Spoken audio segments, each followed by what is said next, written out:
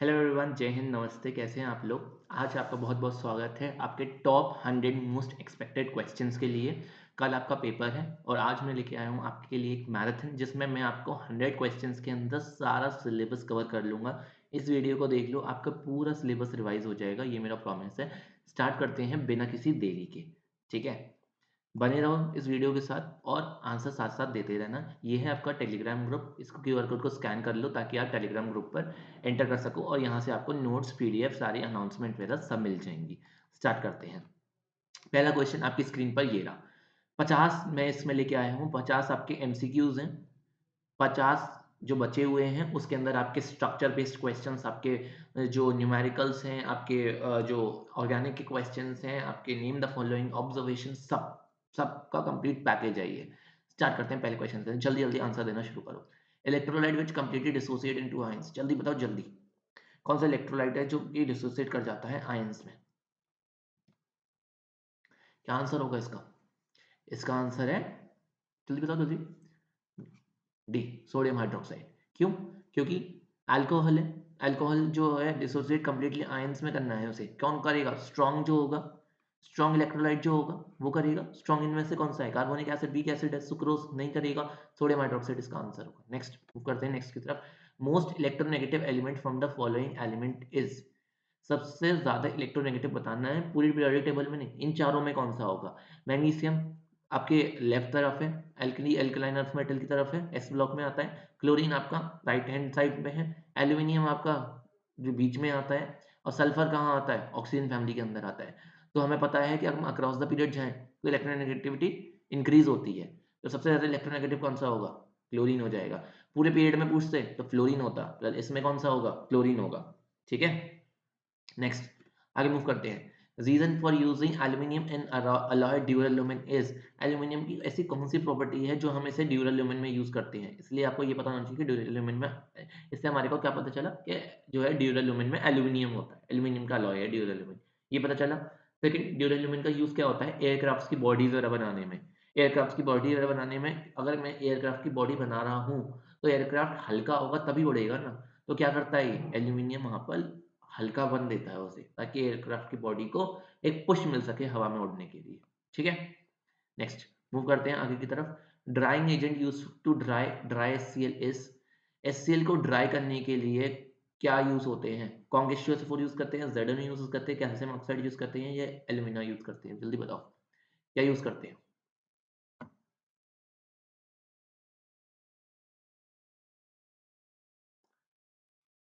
Next आगे बढ़ते हैं। Hydrocarbon which is a green house gas is. कौन सा हाइड्रोकार्बन हमारा ग्रीन हाउस गैस की तरह यूज होता है? एसिटिलीन है, इथाइलिन है, ईथेन है, या मीथेन है? ऑब्वियसली ये मीथेन है। जैसे हम मार्श गैस भी कहते हैं। क्यों कहते हैं मार्श गैस? क्योंकि ये मार्शी एरियाज में मिलती है, जो कि स्वाम्पी, जो कि डैम्प एरियाज होते हैं, वहां पर मीथेन हमारी मिलती है। ठीक है, आगे बढ़ो। Salt solution that does not react with ammonium hydroxide is. कौन सा सॉल्ट सोल्यूशन ऐसा है जो अमोनियम हाइड्रोक्साइड से रिएक्ट नहीं करता? तब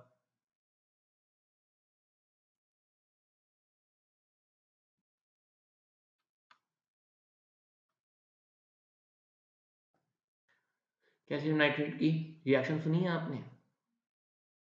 जिंक नाइट्रेट की सुनी है? मैंने तो सुनी है। लेड नाइट्रेट की सुनी, कॉपर नाइट्रेट की सुनी, कैल्शियम नाइट्रेट की नहीं सुनी। ये होगा answer. Next, organic compound which undergoes substitution reaction. Substitution कौन देता है? सैचुरेटेड। सैचुरेटेड कौन है हमारे? एल्केन सैचुरेटेड होते हैं। एल्कीन्स क्या होते हैं हमारे? एल्कीन्स होते हैं हमारे अनसैचुरेटेड। अल्काइंस कैसे होते हैं? वो भी अनसैचुरेटेड होते हैं। एल्केन्स का जनरल फॉर्मूला क्या होता है? CnH2n plus two. अब उसने क्या दे दिया? अब उसने फॉर्मूला दे दिया, उसने एल्किन एल्किन एल्काइन नहीं लिखा, उसने फॉर्मूला लिख दिया। एल्किन का क्या होता है? ये होता है। एल्किन का क्या होता है? ये होता है। एल्काइन का क्या होता है? ये होता है। ठीक है, मैच करके देख लो। एल्किन का क्या होगा? 2H2। ये क्या है? ये एल्काइन है, ये नहीं होगा आंसर। C2H4 एल्कीन है, नहीं होगा आंसर। C10H18 हाँ कहते हैं 2n-2 है, नहीं होगा, एल्काइन है ये भी। C2H6 हाँ ये होगा आंसर। क्यों होगा आंसर? क्योंकि ये जो है वो एल्केन है, बाकी जो है एल्कीन और एल्काइन के एग्जाम्पल्स हैं। तो आंसर क्या हो जाएगा? डी। नेक्स्ट आगे मूव करते हैं। Electrolysis of acidified water is an example of। Acidified water की इलेक्ट्रोलिसिस किसका एग्जांपल है, बताओ। ये एग्जांपल है रेडॉक्स रिएक्शन का, क्योंकि यहाँ पर एक एनोड होता है और एक कैथोड होता है, दोनों पर अपनी स्पेसिफिक रिएक्शंस होती हैं, 2:1 के रेशियो में होती हैं, और आपको ये रिएक्शंस याद करनी है कि एनोड और कैथोड पर क्या प्रोडक्ट बनते हैं। ठीक है, आगे बढ़ते हैं, जल्दी जल्दी करते जाओ, करते। IPC name of dimethyl ether. Dimethyl ether क्या होता है, मैं बता देता हूँ, ये होता है डाईमिथाइल ईथर, इसे कहते हैं डाईमिथाइल ईथर। क्या होता है ये, देखो यहाँ पर मीथेन ग्रुप है, यहाँ पर भी मीथेन ग्रुप है, तो इसका नाम क्या होता है, मैंने आपको बताया था कि कैसे नॉमेनक्लेचर करते हैं इसका, इसे नॉमेनक्लेचर करते हैं एल्कोक्सी एल्केन से। क्या होता है, एल्कोक्सी एल्केन। तो इसके अंदर जो है वो एल्काइल ग्रुप कौन सा है, मेथ ग्रुप है, तो इसका नाम क्या हो जाएगा, मिथॉक्सी मिथेन। क्या हो जाएगा, मिथॉक्सी मिथेन हो जाएगा इसका आंसर। ठीक है, आगे बढ़ते हैं। Catalyst use in contact process is. कौन सा कैटलिस्ट यूज होता है हमारा कॉन्टैक्ट प्रोसेस के अंदर। कॉन्टैक्ट प्रोसेस कौन सा होता है, सबसे पहली बात तो ये, कॉन्टैक्ट प्रोसेस होता है सल्फ्यूरिक एसिड के बनाने के लिए यूज होता है। इस प्रोसेस के अंदर क्या होता है आपका, यूज होता है कौन सा कैटलिस्ट यूज होता है, वैनेडियम पेंटॉक्साइड यूज होता है। ओलियम बनता है, फिर जो है डिप करके ओलियम बनता है, फिर ओलियम में जो है आगे रिएक्शन करके आपका सल्फ्यूरिक एसिड बन जाता है ना। तो कौन सा कैटलिस्ट यूज होता है, वैनेडियम पेंटॉक्साइड यूज होता है। आगे मूव कर लेते हैं नेक्स्ट क्वेश्चन की तरफ। Chloride which forms precipitate that is soluble in excess of ammonium hydroxide. कौन सा ऐसा क्लोराइड है जो कि प्रेसिपिटेट बनाता है, जो कि सॉल्युबल है एक्सेस ऑफ अमोनियम हाइड्रोक्साइड में, जल्दी बताओ। फेरस होगा, फेरिक होगा, कॉपर होगा, या कैल्शियम होगा, जल्दी बताओ।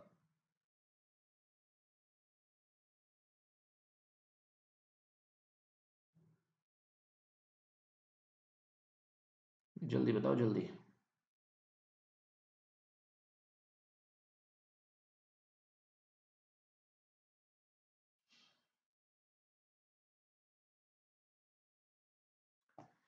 फेरस होगा नहीं, क्योंकि फेरस का क्या देगा आपका, फेरस हाइड्रोक्साइड देगा, FeOH होल ट्वाइस। ये कैसा होता है, डर्टी ग्रीन कलर का होता है, ये नहीं होता। फेरिक कलर ये क्या देगा, ये फेरिक हाइड्रोक्साइड देगा, FeOH होल थ्राइस, कैसा होता है, रेडिश ब्राउन होता है, ये भी नहीं होता। कैल्शियम क्लोराइड नहीं होता, कैल्शियम हाइड्रोक्साइड देगा, वो जो कि सॉल्युबल नहीं होता एक्सेस में। कॉपर क्लोराइड जो होगा ये देगा, ठीक है, ये होगा आपका सॉल्युबल। टेट्रामीन कॉपर का जो कॉम्प्लेक्स बनता है ना, वही है ये। नेक्स्ट आगे मूव कर लेते हैं। If a molecular formula of the organic compound is C10H18 it is an, मैंने अभी अभी तुम्हें बताया कि मॉलिक्यूलर फॉर्मूला क्या होते हैं, 10 और ये 18 है, 10 इंटू टू -2 हो रहा है, तो इंटू टू माइनस टू किस में होता है, एल्काइन में होता है। एल्केन में क्या होता है, into two plus two. Alkene में क्या होता है, इंटू टू। एल्काइन में क्या होता है, इंटू टू माइनस टू। ठीक है ना, ये याद रखना। तो ये क्या होता है, एल्काइन होती है, आंसर क्या हो जाएगा, सी हो जाएगा आंसर। नेक्स्ट आगे मूव कर लेते हैं। Which of the following is a common characteristic of a covalent compound. Covalent compound की क्या कैरेक्टरिस्टिक होती है, हाई मेल्टिंग पॉइंट होता है, नहीं। कोवेलेंट कंपाउंड का मेल्टिंग पॉइंट हाई नहीं होता, आयनिक कंपाउंड का होता है। ऑलवेज कंसिस्ट ऑफ मॉलिक्यूल्स, हाँ, मॉलिक्यूल्स होते हैं, जैसे क्लोरीन है, क्लोरीन एक मॉलिक्यूल है और क्लोरीन एक कोवेलेंट कंपाउंड है। सॉल्युबल इन वाटर, नहीं, जरूरी नहीं है कि हमेशा सॉल्युबल हो वाटर में organic covalent compounds. Conduct electricity when in molten state, नहीं, ये तो आयनिक कंपाउंड की क्वालिटी है। ठीक है, सॉल्युबिलिटी इन वाटर होती है जो हाइड्रोजन बॉन्डिंग कर सके वाटर के साथ, पर ये नहीं करता, जरूरी नहीं है कि सॉल्युबल हो, तो ये भी नहीं होगा आंसर। ठीक है, next, to increase the pH of value of a neutral solution we should add. अगर मुझे किसी सोल्यूशन की, सपोज करो मेरे पास किसी चीज का भी सोल्यूशन है, एक्स चीज का सोल्यूशन है, मेरे को पता है pH स्केल क्या होता है, मेरा pH स्केल सॉरेंसन ने डेवलप किया था, 0 से 14 तक होता है। pH जो होते हैं वो होती है पावर ऑफ हाइड्रोजन, और ये होता है negative logarithm of hydrogen ion concentrated. अब कंसंट्रेशन में अगर वो बोल रहा है कि पीएच जो है मेरे को इंक्रीज करनी है, साथ होती है न्यूट्रल, ये है मेरी न्यूट्रल। अगर मेरे को पीएच इंक्रीज करनी है, यानी मुझे इस तरफ जाना है, यानी मुझे बेसिक साइड जाना है। अगर मुझे बेसिक साइड जाना है तो मैं क्या चीज़ इसे डालूँ जिससे वो सोल्यूशन बेसिक बन जाए, तो मैं एक एल्कली डालूंगा। समझ में आ रही है, क्या डालूंगा, एल्कली डालूंगा। एसिड डालूंगा तो पीएच लोअर हो जाएगी, ठीक है। उसके बाद एसिड सॉल्ट डालूंगा, उससे भी पीएच लोअर हो जाएगी। सॉल्ट डालूंगा, सॉल्ट से ऐसा कुछ फर्क पड़ेगा नहीं पीएच के ऊपर। सॉल्ट कैसा सॉल्ट, ऐसे जैसे बेसिक है न्यूट्रल सॉल्ट है, कैसा सॉल्ट हम डालेंगे एल्कली। और एल्कली क्या होता है, एल्कली एक स्पेशल केस होता है बेस का। जो एल्कली क्या चीज होती है, alkali is an base soluble in water, base soluble in water। और ये बात मैंने पहले भी बताई थी कि all alkali are bases but all bases are not alkalis. ठीक है, हर एल्कली बेस होता है पर हर बेस एल्कली हो ये जरूरी नहीं है, ये बात ध्यान में रखना। नेक्स्ट आगे मूव कर लेते हैं। An element with an atomic number 19 will most likely combine chemically with the element whose atomic number is. अच्छा एक बात याद रखना, अगर आप ये क्वेश्चंस नहीं कर पा रहे हो तो कहीं ना कहीं आपके एंड पे दिक्कत है। ठीक है, अगर आप ये क्वेश्चन नहीं कर पा रहे हो तो कहीं ना कहीं आपके एंड पर दिक्कत है, क्योंकि क्वेश्चन जो है ना वो प्रीवियस ईयर में आए हुए और मतलब क्या कहते हैं जो मैंने अपनी तरफ से देखे हैं उस हिसाब से मैं आपको मोस्ट प्रोबेबल क्वेश्चंस बता रहा हूँ मैं। ऐसा नहीं है कि क्वेश्चन कुछ भी करा दिए। ठीक है, समझ में आई। हाँ, an element with the atomic number 19 will most likely combine chemically with the element whose atomic number is 19। क्या होता है अगर मेरे को पता हो तो मुझे ये पता है कि नोबेल गैस कॉन्फ़िगरेशन ये होती है। अगर मैं समझदार हूँ तो मुझे पता है कि ये आर्गन के लिए होती है, और आर्गन के बाद 19 होता है पोटेशियम, ये होता है। ठीक है, और ये जो होगी कॉन्फ़िगरेशन इसकी होगी 2881। मतलब इसके पास एक इलेक्ट्रॉन है अपने वैलेंस शेल में, एक वैलेंसी है इसकी +1 और बैलेंस इलेक्ट्रॉन है इसका एक। मतलब ये पॉजिटिवली चार्ज केटायन बनाएगा, ये मतलब ये क्या कहते हैं आयनिक कंपाउंड बनाएगा। मतलब ये अगर लूज करेगा तो के पॉजिटिव बनाएगा। और अगर ये भी नहीं पता हो ये पोटेशियम है तो हमें उससे कुछ करना भी नहीं है। वो बोल रहा है कि किस के संग कंबाइन करेगा, तो ये उसी के संग कंबाइन करेगा जिसकी वैलेंसी एनायनिक हो। अब के प्लस है तो के प्लस जो है वो Na प्लस के साथ तो बना नहीं लेगा। वो ये अगर केटाइन देता है तो ये किसी एनायनिक पार्ट के संग बनाएगा। 18 क्या है, नोबल गैस है। नोबल गैस तो कंबाइन करना ही नहीं चाहेगी, वो उसके खुद ही ऑक्टेट फुलफिल है, वो उसे मतलब ही नहीं है किसी से। 20 क्या होगा, कैल्शियम होगा, +2 होगा इसका। तो एक +1 है +2 है, केटाइन केटाइन तो कंबाइन करेंगे नहीं तो ये भी नहीं होगा। 11 क्या होता है, सोडियम होता है, सोडियम करेगा नहीं, +1 है। ये बचा क्या, 17 वाला।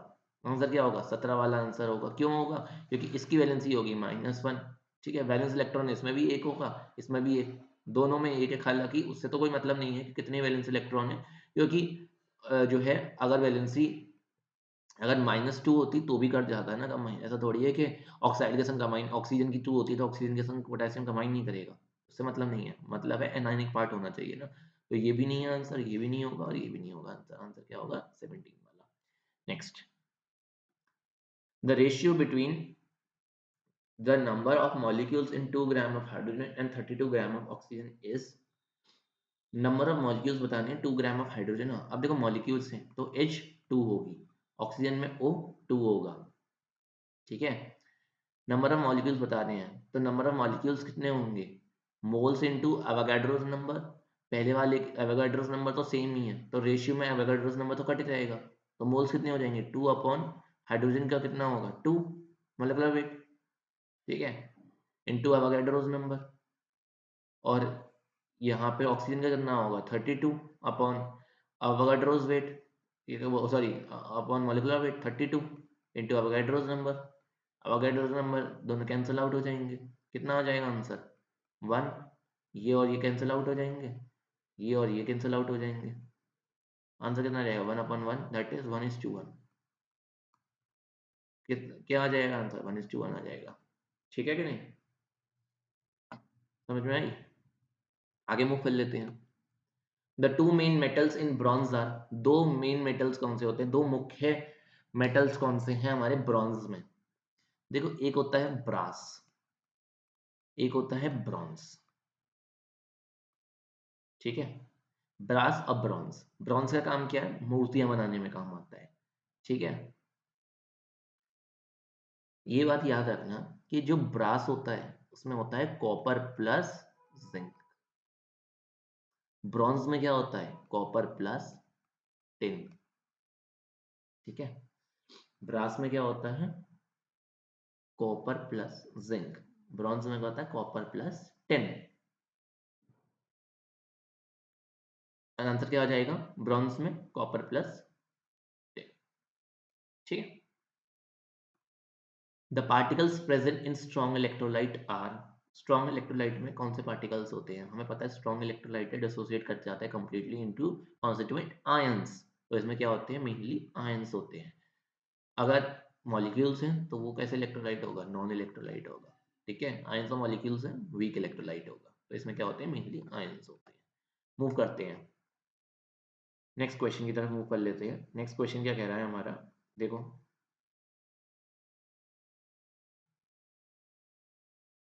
नेक्स्ट क्वेश्चन क्या कह रहा है?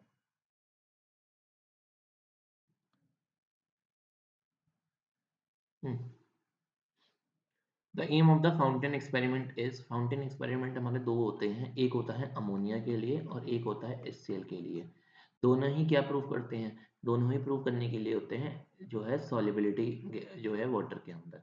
हमें पता है कि फाउंटेन एक्सपेरिमेंट में होता क्या है। इस तरह से इन्वर्टेड फ्लास्क होता है और क्या करते हैं, नीचे जो होता है हमारा सोल्यूशन भरा हुआ होता है लिटमस का।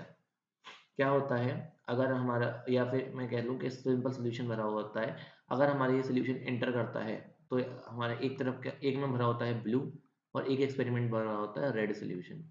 दोनों के हमारे को ऑपोजिट कलर दिख जाते हैं। क्या क्या, क्या होता है, जैसे ही हम लोग यहाँ पर जो इसका सक्शन नोजल है वो प्रेस करते हैं तो क्या होता है, हमारा अंदर प्रेशर क्रिएट होता है और प्रेशर डिफरेंस की वजह से क्या होता है, ये जो लिक्विड है वो अगेंस्ट द कैपिलरी राइज हो जाता है।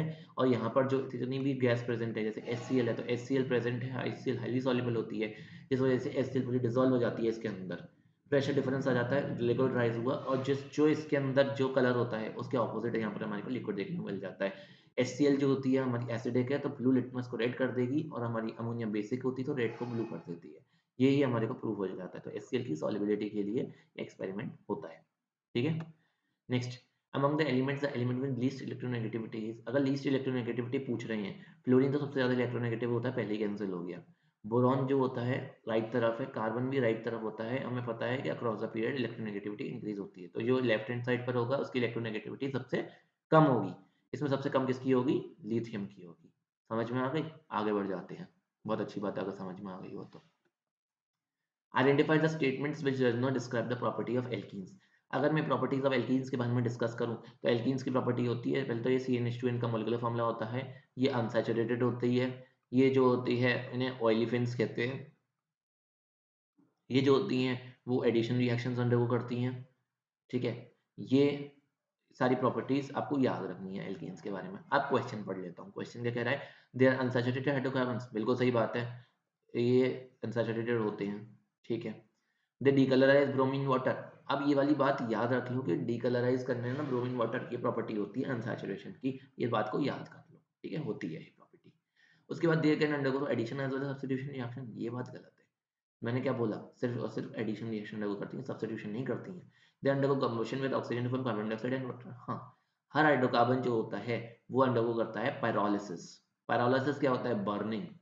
ठीक है, बर्निंग और ब्रेकडाउन। पायरो क्या होता है? फायर, ये वाला वर्ड कहाँ से आता है? हीट। और लिसिस क्या होता है? ब्रेकडाउन। ये breakdown in the presence of heat.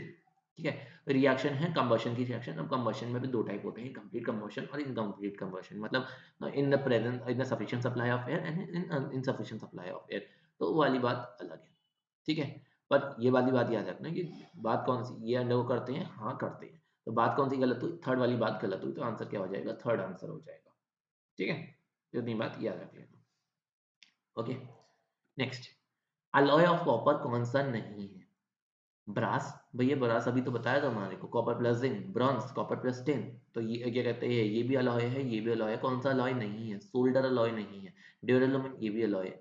तो कौन सा अलॉय नहीं है? सोल्डर। आंसर क्या हो जाएगा? सोल्डर आंसर हो जाएगा। ठीक है। पर ड्यूरेलुमन जो मेन अलॉय है, ड्यूरेलुमन में मेन होता है एल्यूमिनियम।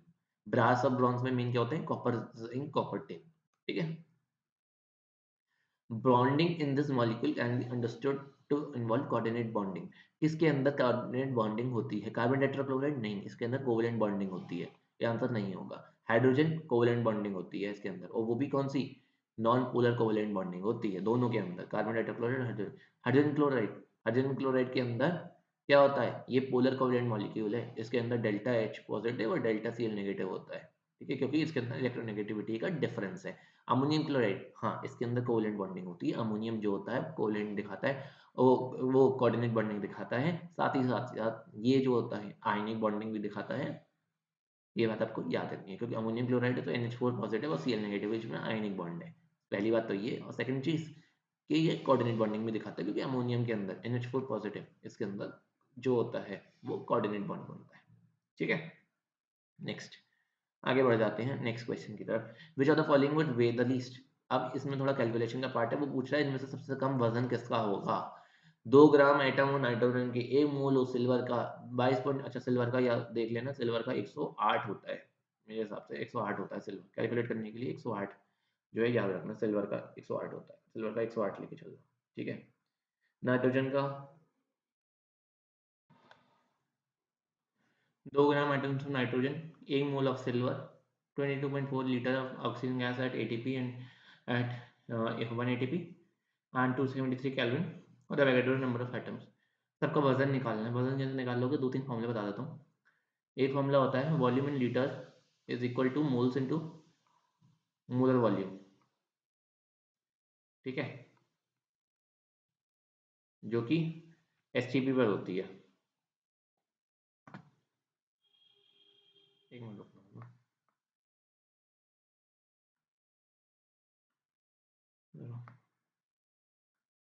फोन को साइलेंट मोड पे लगा दो, मुझसे नोटिफिकेशन आ गए थे। तो हाँ, तो मोल्स इनटू मोलर वॉल्यूम जो कि 22.4 लीटर होती है STP पे। ठीक है, अच्छा, और उसके बाद 22.4 लीटर ऑफ ऑक्सीजन गैस। अच्छा, उसके बाद नंबर ऑफ मॉलिक्यूल्स जो होते हैं, मॉलिक्यूल्स क्या होते हैं, मॉलिक्यूल्स होते हैं मोल्स इनटू एवोगैड्रोस नंबर। और मोल्स क्या होते हैं, मोल्स होते हैं वेट अपॉन मॉलिक्यूलर वेट। ठीक है, अब उसमें हमें सबका वेट निकालना है, तो वेट क्या हो जाएगा, वेट हो जाएगा मोल्स इनटू मॉलिक्यूलर वेट। हर एक के मोल्स निकाल के उनको मल्टीप्लाई कर दो मॉलिक्यूलर वेट से, हर एक कम उसके। ठीक है, सबसे, और मोल्स निकालने के लिए 2 ग्राम एटम्स हैं नाइट्रोजन के, 2 ग्राम एटम्स हैं। ठीक है, 2 ग्राम एटम्स हैं नाइट्रोजन के, इसके वेट कैसे निकाल सकते हो, इसके मोल्स निकालो और मल्टीप्लाई पर नाइट्रोजन का मॉलिक्यूलर वेट से मल्टीप्लाई कर दो। 1 मोल सिल्वर का है तो सिल्वर एक ही मोल दे रखा है, तो वेट कितना हो जाएगा 1 इंटू सिल्वर का मॉलिक्यूलर वेट यानी 108। ठीक है, ऑक्सीजन है, ऑक्सीजन के अंदर 22.4 लीटर दे रखी है, यानी हमारे को वॉल्यूम गिवन है, वॉल्यूम गिवन है ये वाली। ठीक है, इनटू मोलर वॉल्यूम। ठीक है, तो ये और ये सेम है, तो मोल्स कितने हो जाएंगे 1 हो जाएगा, तो इसमें भी मोल 1 हो जाएगा।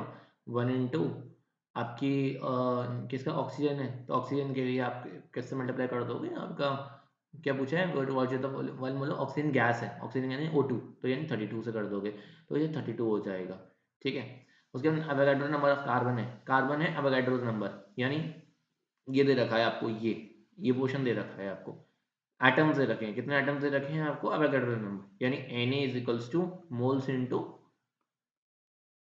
Na, Na से Na कैंसिल हो जाएगा तो इसमें भी 1 मोल हो जाएगा, तो इसका भी 1 हो जाएगा, मल्टीप्लाई में कार्बन के एटम दे रखा है, कार्बन का कितना होता है 12, तो इसमें हो गया आपका 12, इसमें हो गया आपका 32, इसमें हो गया आपका 108, और इसमें आप कैलकुलेट कर सकते हो 2 ग्राम एटम्स हैं, तो 2 ग्राम एटम्स का कर सकते हो। ठीक है ना, 2 ग्राम एटम्स हैं, इसका आप निकाल सकते हो, है ना।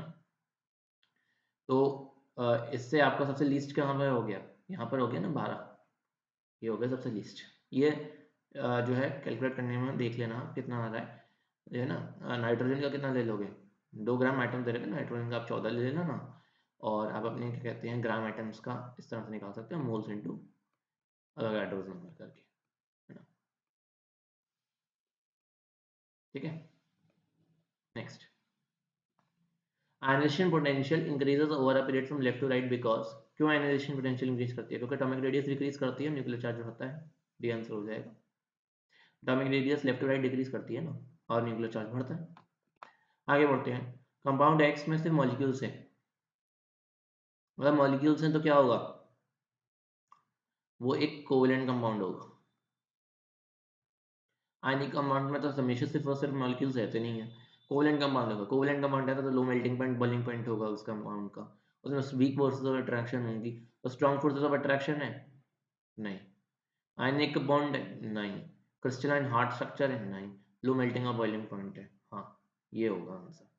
ठीक है, fused lead bromide is electrolytes भी ऑब्जर्व, क्या ऑब्जर्व करते हैं हम, अगर हम फ्यूज लेड ब्रोमाइड है हमारे पास, लेड ब्रोमाइड की हम इलेक्ट्रोलाइसिस करते हैं PbBr2 की, ठीक है, अगर हम इलेक्ट्रोलाइसिस करते हैं तो क्या होता है, कैथोड पर क्या होता है, कैथोड पर होगा रिडक्शन, कैथोड पर रिडक्शन का मतलब क्या है, जो आपकी लेड है वो डिपॉजिट होती जाएगी वहाँ पे, ठीक है, तो silver grade deposit at cathode, तो ये वाला कट और ये वाला कट, कैथोड पर लेड डिपॉजिट होगी, एनोड पर क्या होगा, एनोड पर जो वेपर्स हैं ब्रोमीन की वो आ जाएंगी, इस पर क्या हो जाएगा, प्रेफरेंशियल डिस्चार्ज आ जाएगा, क्या होगा इस पर, प्रेफरेंशियल डिस्चार्ज का सिस्टम है यहाँ पर, प्रेफरेंशियल डिस्चार्ज, यहाँ पर क्या आएंगी, ब्रोमीन की वेपर्स आएंगी, तो वो ब्रोमीन की वेपर जो होती है वो इलेक्ट्रॉन लूज करके यहाँ पर क्या हो जाएगा, ब्रोमीन डिपॉजिट हो जाएगा, ठीक है ना, या फिर तुम ऐसे कर लो 2Br, 2 इलेक्ट्रॉन में से ब्रोमीन वेपर्स जो होती हैं वो यहाँ आ जाएंगी, तो क्या हो जाएगा, ये आंसर हो जाएगा, सिल्वर डिपॉजिट है cathode, reddish brown fumes at anode, ठीक है। Next, main ore use for the extraction of iron is, iron के एक्सट्रैक्शन में मेन और कौन सा यूज होता है, क्रायोलाइट, क्रायोलाइट क्या होता है आपका, Na3Al F6, ठीक है। अच्छा, एक चीज याद रखना, मैंने तुम्हारे को कल वाले सेशन में ना एक चीज मेरे दिमाग से निकल गई थी, उस समय मैंने तुम्हारे को यहाँ बता दिया था, मैं यहीं लिख देता हूँ, जो कल फ्लोरस्पार वाला क्वेश्चन था, फ्लोरस्पार वाला क्वेश्चन ना मैंने तुम्हारे को क्रायोलाइट की जगह फ्लोरस्पार करा दिया था, Na3Al F6, this is cryolite, ठीक है, this is cryolite, this is not fluorspar, this is cryolite, कल मैंने बाय मिस्टेक इसे फ्लोरस्पार बोल दिया था, दिस इज क्रायोलाइट, याद रखना ये वाली बात, ठीक है।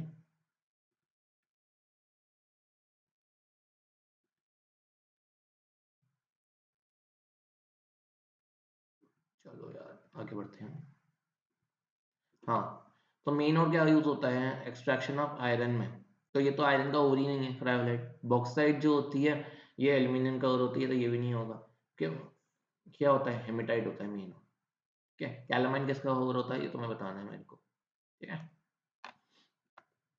Heating an ore in a limited supply of air in the absence or in the absence of air, the temperature just below its melting point is known as, या तो वो बेस्मराइजेशन तो होता नहीं है, और ड्रेसिंग में नहीं होता, स्मेल्टिंग में नहीं होता, बचा क्या, कैल्सिनेशन बचा, अगर यहाँ पर रोस्टिंग का ऑप्शन होता तो थोड़ा मजा आता है ना, एब्सेंस ऑफ एयर को कहते हैं कैल्सिनेशन, और इनसफिशिएंट सप्लाई और एयर को क्या कहते हैं, रोस्टिंग, ठीक है। Next, if an element A belongs to period 3 or group 2, it will have, अगर मैं हम ऐसे चलें पीरियड्स में, ये ऐसे ऐसे चले अगर हम, तो यहाँ क्या होता है हमारा, हाइड्रोजन, लिथियम, सोडियम, ठीक है, यहाँ क्या होता है, हीलियम, यहाँ कहाँ से शुरू होता है, यहाँ से शुरू होता है, यहाँ पे बेरिलियम, बेरिलियम,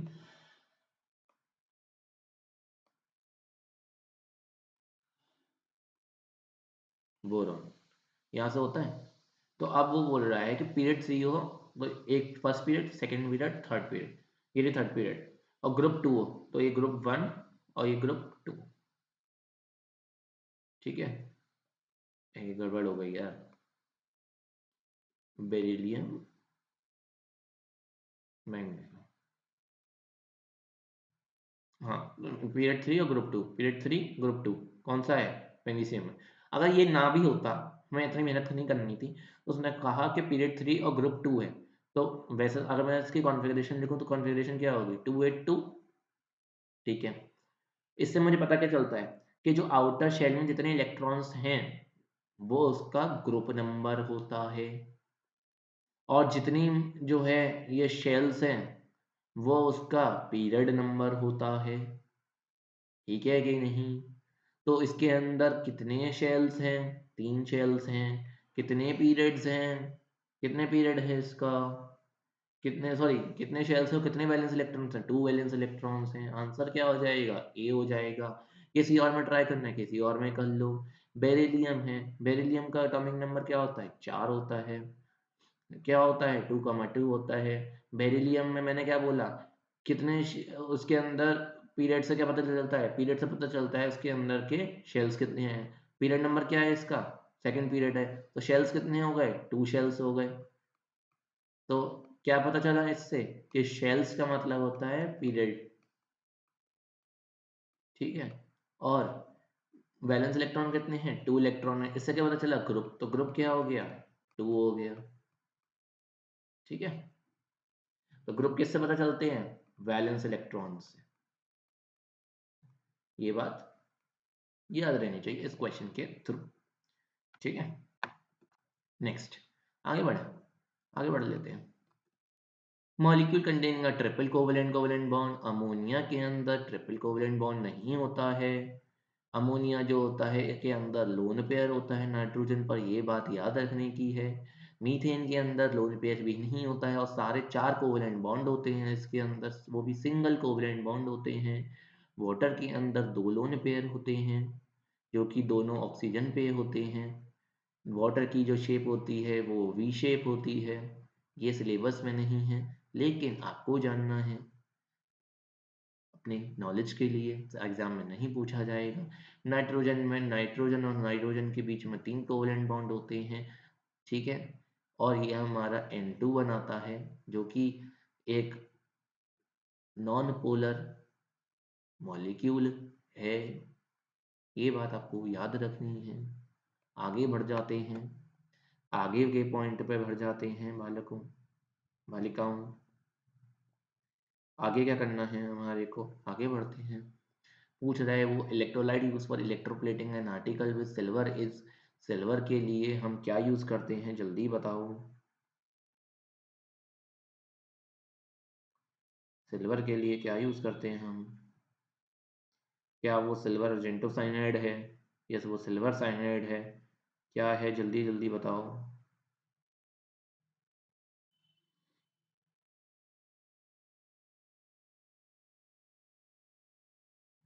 जल्दी जल्दी बताओ यार, मैं वेट कर रहा हूँ।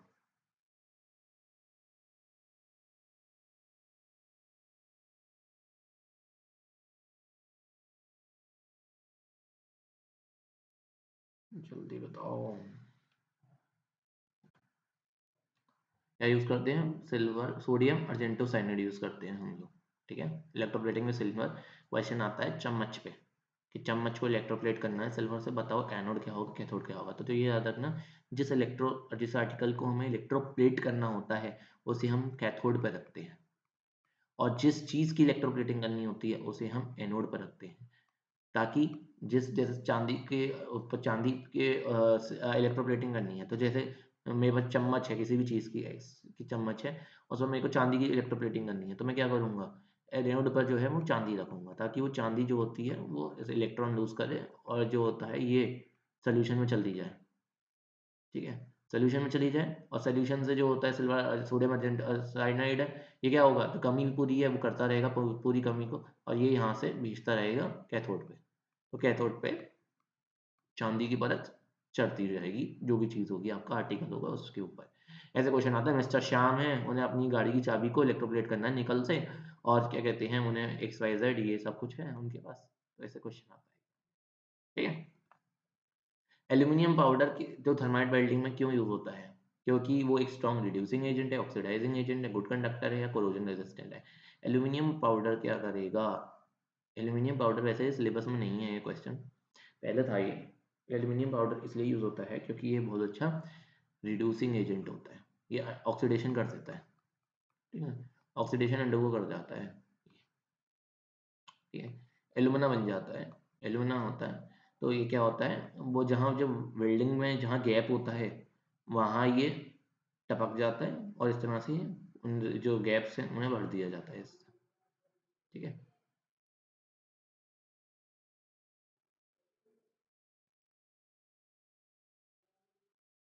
ठीक है, इस तरह से,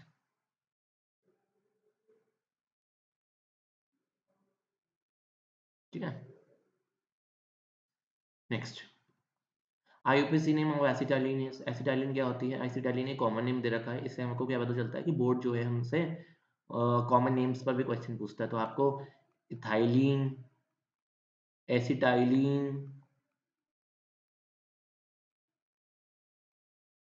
और उसके बाद आपको फॉर्मिक एसिड, ठीक है, उसके बाद एसिटिक एसिड, फॉर्मल्डिहाइड,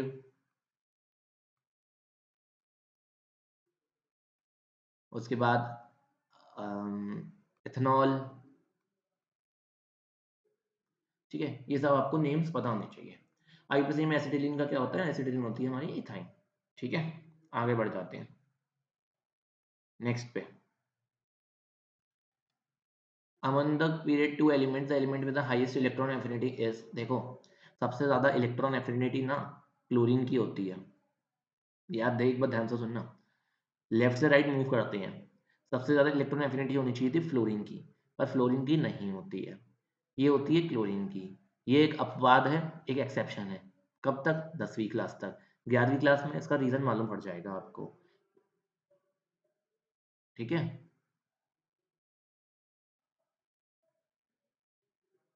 ठीक है, आपको इसका अपवाद का रीजन पता चल जाएगा।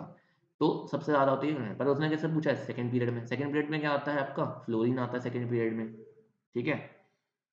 सेकंड पीरियड में क्या आता है? फ्लोरीन आता है सेकंड पीरियड में। तो किसकी होनी चाहिए इसमें? सेकंड पीरियड के हिसाब से किसकी होनी चाहिए? फ्लोरीन की होनी चाहिए। अगर पूरे पीरियोडिक, अगर ये पीरियड 2 नहीं दे रहा होता तो आंसर क्या होता? क्लोरीन होता। पर क्योंकि उसने पीरियड 2 दे दी, तो पीरियड 2 में किसकी ज़्यादा होती है? फ्लोरीन की ज़्यादा होती है, तब हम क्लोरीन को मार्क नहीं करेंगे क्योंकि वो पीरियड 3 का है, ठीक है। ये वाली बात याद रखना। अब इसका आंसर किस पर लाई करता है? वो इस पर लाई करता है कि कुछ कुछ सुन लो, कि क्लोरीन का जो है ना वो इलेक्ट्रॉन क्लाउड बड़ा होता है, तो वो स्टेबिलिटी प्रोवाइड कर जाता है। और फ्लोरीन है, फ्लोरीन बहुत छोटा है, साइज छोटा है, तो अगर जो एक्स्ट्रा इलेक्ट्रॉन आएगा तो जो है ना उसे अनस्टेबिलिटी महसूस होगी छोटे में अकोमोडेट करने में। पर ये बड़ा है क्लोरीन का, तो क्लोरीन के अंदर उसे क्या हो जाएगा? आसानी से अकोमोडेट हो सकता है वो, ठीक है। तो इलेक्ट्रॉन एफिनिटी होती क्या है? कितनी एनर्जी देनी पड़ेगी, है ना, वो होती है। Next, among the following compounds identify the compound that has all three bonds, ionic, covalent and coordinate bond। अभी अभी क्वेश्चन आया ये वाला, बताया यार मैं तो मेरे को। अमोनिया में कोवेलेंट बॉन्डिंग होती है, सोडियम हाइड्रोक्साइड में आयनिक बॉन्डिंग होती है, कैल्शियम क्लोराइड में आयनिक बॉन्डिंग होती है, अमोनियम क्लोराइड में तीनों होते हैं, ठीक है। ये वाली याद रखना है, इंपॉर्टेंट क्वेश्चन है। अमोनियम में आपको कोऑर्डिनेट बॉन्डिंग मिलेगी, अमोनियम क्लोराइड में आपको जो है वो मिलेगी आयनिक बॉन्डिंग, और अमोनिया में आपको कोवेलेंट बॉन्डिंग मिलेगी, क्योंकि अमोनिया ही तो लेगा H को कोऑर्डिनेट बॉन्ड से। तो अमोनिया के अंदर खुद तो कोवेलेंट है, लेने के लिए कोऑर्डिनेट है, और क्लोराइड एटम जोड़ने के लिए आयनिक है। तो ये बहुत अच्छा एग्जांपल है, बहुत बेहतरीन एग्जांपल है, याद रखना है इसे। Identify the statement that is incorrect about alkanes. Alkanes के बारे में क्या बात गलत है? मैं पहले से एल्केन्स के बारे में बता देता हूँ। एल्केन्स का जनरल फॉर्मूला CnH2n+2 होता है। एल्केन्स क्या होते हैं? एल्केन्स हमारे पैराफिन्स होते हैं, ठीक है। उसके बाद एल्केन्स क्या होते हैं? एल्केन्स हमारे सैचुरेटेड कंपाउंड्स होते हैं। एल्केन्स क्या होते हैं? एल्केन्स हमारे अंडरगो करते हैं सब्स्टिट्यूशन रिएक्शन। एल्केन्स क्या करते हैं और एल्केन्स क्या करते हैं, ऐसा बताओ एल्केन्स के बारे में। एल्केन्स का जो पहला मेंबर होता है वो मीथेन होता है, जबकि एल्कीन्स और एल्काइन में पहला मेंबर इथीन और इथाइन होते हैं। अब आगे बात कर लेते हैं। हाइड्रोकार्बन्स हैं, बिल्कुल हाइड्रोकार्बन्स होते हैं। सिंगल कोवलेंट बॉन्ड होता है, बिल्कुल सिंगल कोवलेंट बॉन्ड होता है। अंडरगो करता है सब्स्टिट्यूशन एज वेल एडिशन, ये बात गलत है। जो सिर्फ और सिर्फ सब्स्टिट्यूशन अंडरगो करते हैं, तो क्या बात गलत है? तो ये वाली बात गलत है। आंसर क्या हो जाएगा? ये आंसर हो जाएगा, ये आंसर नहीं होगा, ये आंसर नहीं होगा, ठीक है। नेक्स्ट,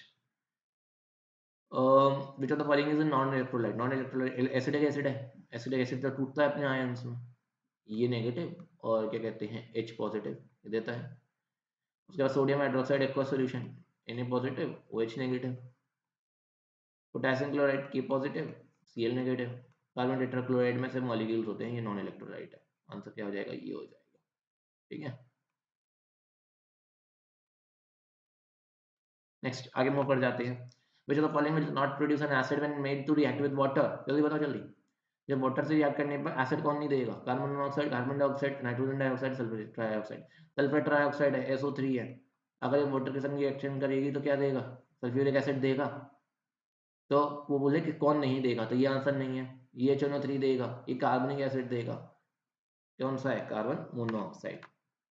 मेटालिक ऑक्साइड जो कि एम्फोटेरिक है। एम्फोटेरिक नेचर में कौन सा है आपको पता होना चाहिए कि जो आपकी मेटल की ऑक्साइड्स होती हैं वो बेसिक होती हैं नेचर में, नॉन मेटल की जो होती हैं वो आपकी एसिडिक होती हैं, और जो आपकी मेटलॉइड्स की होती हैं वो आपकी एम्फोटेरिक होती है।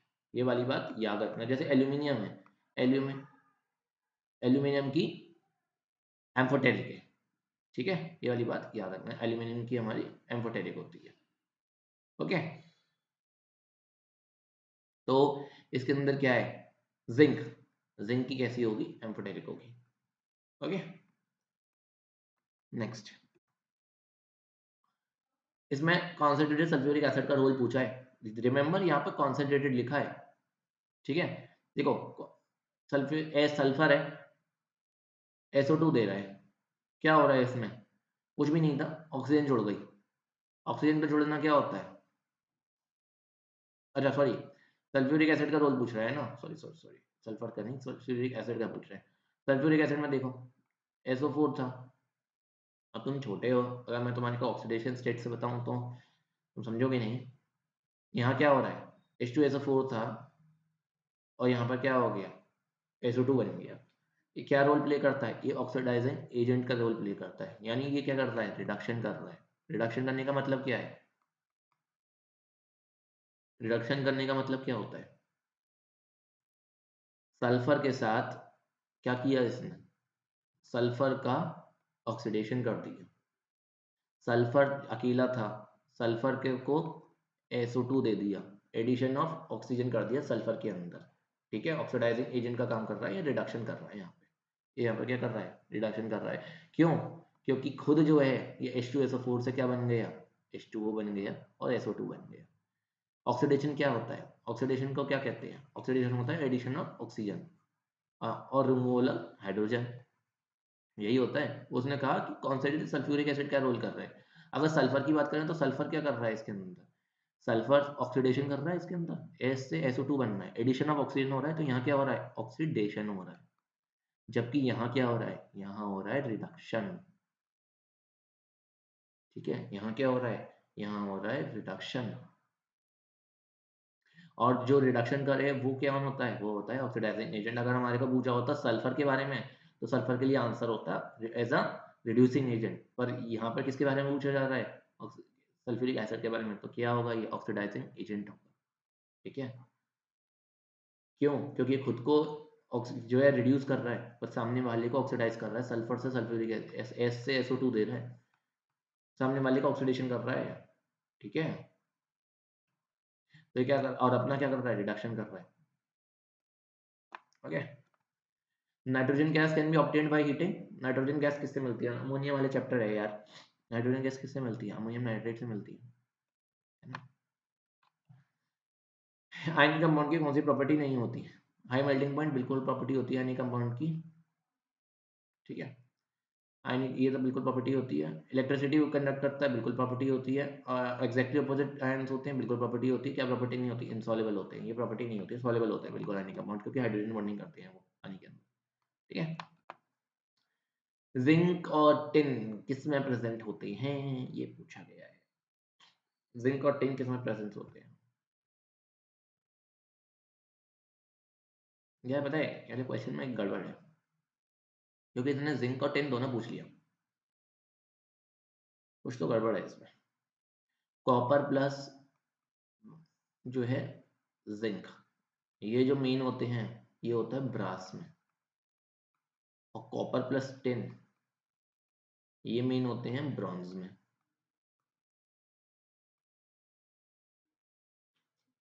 तो यहाँ पे जो है ना, जिंक हटा दो, यहाँ कॉपर कर लो। कॉपर प्लस टिन किस में होते हैं, ब्रॉन्ज में होते हैं, ठीक है। क्वेश्चन में थोड़ा मिसप्रिंट है। एलिमेंट इन पीरियड 3 उस इलेक्ट्रोनेगेटिविटी, इलेक्ट्रॉन एफिनिटी 0, किसकी 0 होती है, नोबल गैस की होती है। पीरियड 3 में नोबल गैस कौन सी बताओ, सल्फर और सोडियम की तो नोबल गैस ही नहीं है।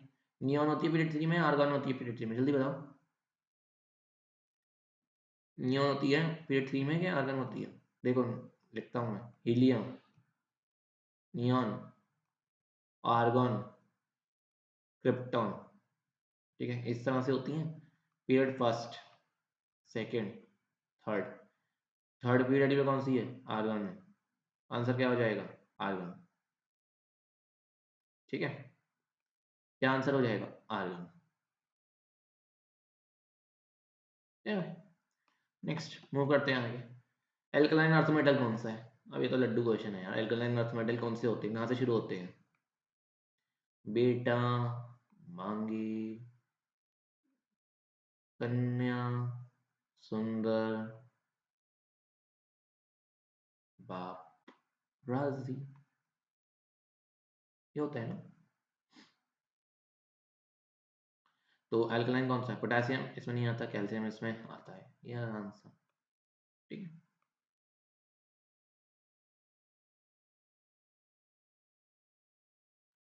नेक्स्ट आगे आ जाओ। इतना ये मेरे को तो आता है तुम्हारे वर्किंग करके दिखा रहा हूँ। ठीक है, आगे का देखो। Vapour density of carbon dioxide is, vapour density क्या होती है? Upon two. कार्बन डाइऑक्साइड का होता है 44, अपॉन टू करेंगे तो कितना आंसर आएगा? 22। ठीक है, ये identify the weak electrolyte from the following. Weak कौन सा होगा? Acetic acid, sulphuric acid, HCl या फिर सोडियम क्लोराइड? वीक इलेक्ट्रोलाइट कौन सा होगा? वीक इलेक्ट्रोलाइट होगा जिसके अंदर आयंस और मॉलिक्यूल्स दोनों प्रेजेंट होंगे। एसिटिक एसिड हमारा वीक होता है, आंसर हो जाएगा एसिटिक एसिड। पीरियोडिक टेबल में अल्कली मेटल्स कौन से ग्रुप में है? ग्रुप 1 में है, हमें सबको पता है ग्रुप 1 में अल्कली मेटल्स है। ठीक है, 17 में हमारी हाइड्रोजन फैमिली, 18 में हमारे नोबल गैसेस है। ठीक है, और 11 हमारा ऐसा कुछ नहीं होता, 1 2 होता है और देन 13 से वो 18 होते हैं, बीच के जो होते हैं हमारे ट्रांजिशन एलिमेंट्स होते हैं। Okay, hydrogen chloride gas being highly soluble in water is dried by. Hydrogen chloride gas को कैसे ड्राई किया जाता है? ड्राइंग एजेंट पूछा गया है, इसमें अंदर ड्राइंग एजेंट क्या यूज किया जाता है? बताओ, ड्राइंग एजेंट क्या यूज किया जाता है इसके अंदर? हाइड्रोजन क्लोराइड को ड्राई करने के लिए क्या यूज किया जाता है? अभी पहले भी एक क्वेश्चन किया हुआ है ये वाला। क्या यूज करते हैं? सल्फ्यूरिक एसिड यूज करते हैं। इस तरह से आपके जो ये हैं, क्या बोलते हैं उसे, MCQs ये खत्म हो गए। अब हम शुरू करते हैं अपने मिक्स क्वेश्चंस को। करो, सबसे पहला formula which represent the simplest ratio of various elements present in one molecule of a compound. क्या होता है? Empirical formula. नेक्स्ट आगे बढ़ते हैं। Substance releases hydronium ion is only positive ion when dissolved in water. कौन कौन होता है? Acid.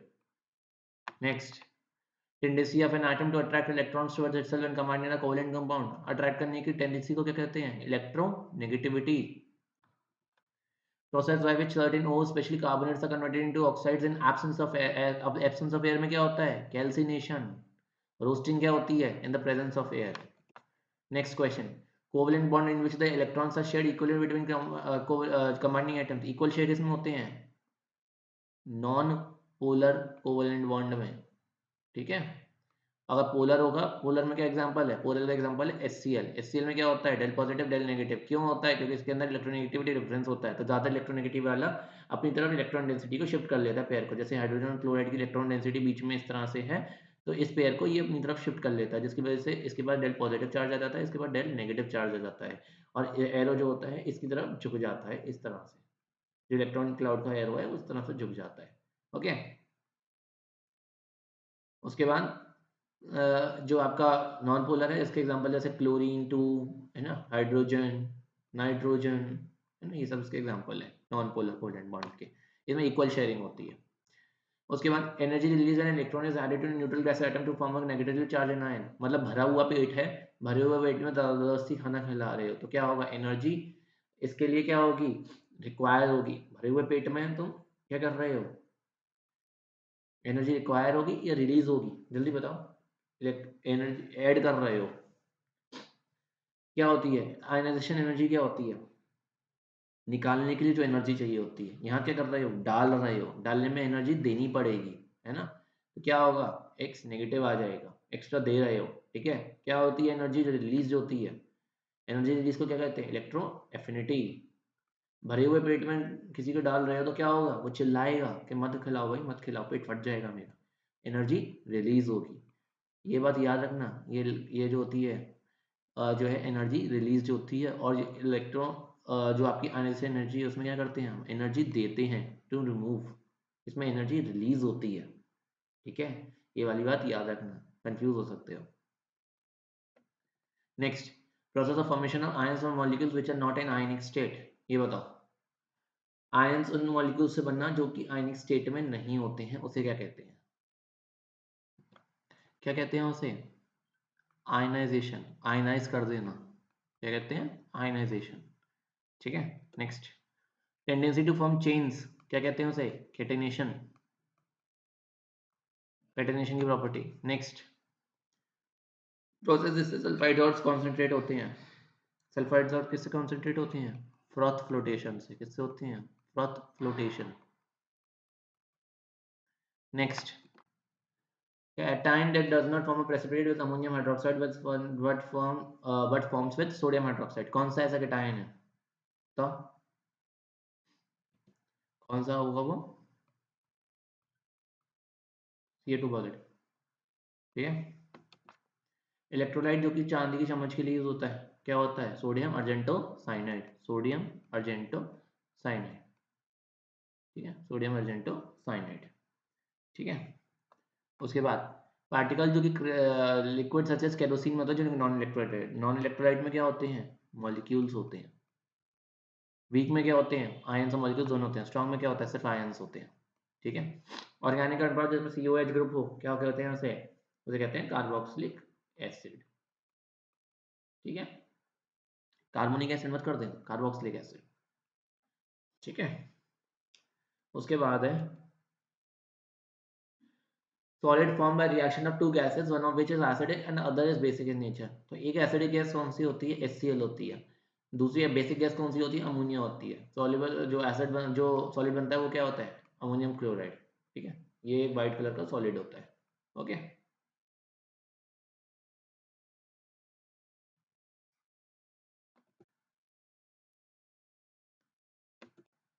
Catalyst use in the conversion of ethyne to ethane. क्या यूज होता है इथाइन से इथेन बनाने में? बताओ, कौन सा कैटलिस्ट यूज होता है इथाइन से इथेन बनाने में? वैसे तुम्हारे सिलेबस में पूछा तो नहीं गया है कभी एज सच, इतना फ्रीक्वेंट, एक आध बार ही आया ये क्वेश्चन, पर जो है ना, कर लो तुम इसे भी, ये आ चुका है ये पहले। ओके, बताओ भैया, इथाइन से इथेन बनाने में क्या यूज होता है? प्लैटिनम, निकल, या फिर पैलेडियम, तीनों यूज होते हैं। तुम क्या लिखोगे? प्रेफरेंशियल प्लैटिनम को। ठीक है, और इथाइन से अगर आ जाए इथीन, इस आएगा तो नहीं वैसे, तो लिख लेना लिंडलास कैटलिस्ट, लिंडलास कैटलिस्ट। ये होता है इथाइन से इथीन बनाने में। ठीक है, सिलेबस में नहीं, नॉलेज के लिए बता रहा हूँ बस। रिएक्शन एल्कीन्स अंडरगो, एल्कीन्स कैसे अंडरगो करते हैं? Addition reactions. ठीक है, इलेक्ट्रॉन जो कि आउटर मोस्ट शेल हुए होते हैं उन्हें क्या कहते हैं? Valence electrons. नेक्स्ट, नेक्स्ट पर आते हैं। अब बतानी है हमें ऑब्जर्वेशन, ऑब्जर्वेशंस बतानी है, वो ऑब्जर्वेशन बताना शुरू करना। ठीक है, ये सारी हो गए आपके वन वर्ड्स। अब आती हैं ऑब्जर्वेशंस, ऑब्जर्वेशन बताना शुरू करेंगे अब। ठीक है कि नहीं? पहले वाली बताओ।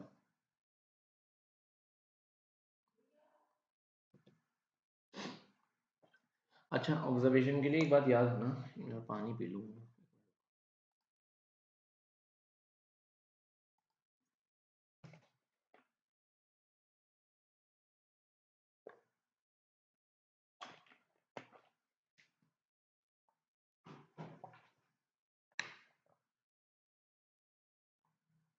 गर्मी हो गई अब।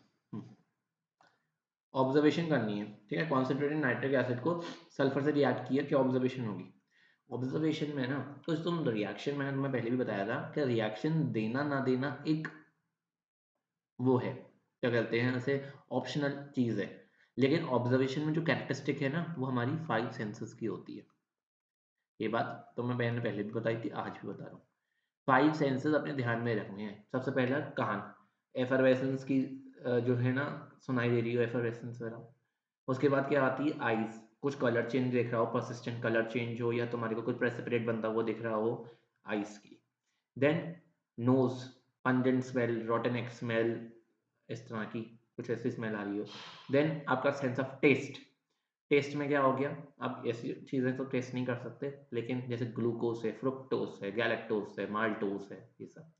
उसके बाद क्या आता है स्किन, स्किन पर जैसे नाइट्रिक एसिड गिर जाता है तो स्किन पर क्या कर देता है वो येलोइश कलर दे देता है नाइट्रिक एसिड स्किन पर, ज़ैंथोप्रोटिक एसिड बना जो है उसके साथ रिएक्शन कर देता है ज़ैंथोप्रोटिक एसिड बना के। तो ये हो गई आपकी स्किन पर रिएक्शन। तो ये जो है ना आपके 5 सेंसेस हैं जो आपके अलर्ट होने चाहिए इस चीज़ के लिए। अगर सल्फर के संग रिएक्शन करेगी तो कॉन्सन्ट्रेटेड नाइट्रिक एसिड क्या होता है, कॉन्सन्ट्रेटेड नाइट्रिक एसिड जो होता है हमारा ऑक्सीडाइजिंग एजेंट का काम करता है। अगर ये हमारा ऑक्सीडाइजिंग एजेंट का काम है तो ये क्या करेगा, ये सल्फर से बना देता है सल्फ्यूरिक एसिड, H2SO4 बना देता है।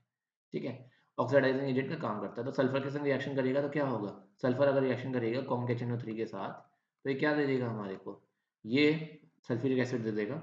सल्फ्यूरिक एसिड के साथ क्या होगा, अब NO3 ये है, इससे क्या हो जाएगी, नाइट्रोजन डाइऑक्साइड रिलीज हो जाएगी, नाइट्रोजन डाइऑक्साइड रिलीज होगी, साथ में आपका पानी हो गया। अब क्योंकि बैलेंस इक्वेशन तो देनी नहीं है तो बैलेंस कर लेना, मैं अभी बैलेंस कर नहीं रहा हूँ, पर देखो इसमें सबसे कैरेक्टरिस्टिक बात क्या है, सल्फर से बन गया सल्फ्यूरिक एसिड, ये हो गई ऑक्सीडाइजिंग एजेंट की बात। साथ में नाइट्रिक एसिड से हो गया नाइट्रोजन डाइऑक्साइड, इसमें क्या हो गया, इसने ऑक्सीडाइजिंग एजेंट का काम किया तो खुद का रिडक्शन कर लिया, नाइट्रिक एसिड से नाइट्रोजन डाइऑक्साइड बन गई। नाइट्रोजन डाइऑक्साइड के लिए क्या दिखेगा हमारे को, it leads to an evolution of a reddish brown gas along with the formation of an acid. ठीक है, the gas may be the fumes it leads to the formation of a reddish brown fumes, leads to the evolution of a reddish brown fumes along with an formation of an acid. The fumes may be probably of nitrogen dioxide, है ना, और आप इस reaction को दे सकते हो तो आपको अपना एक नंबर आपका मिल जाएगा। ठीक है, रुकना एक मिनट, थोड़ा लाइट का इश्यू है।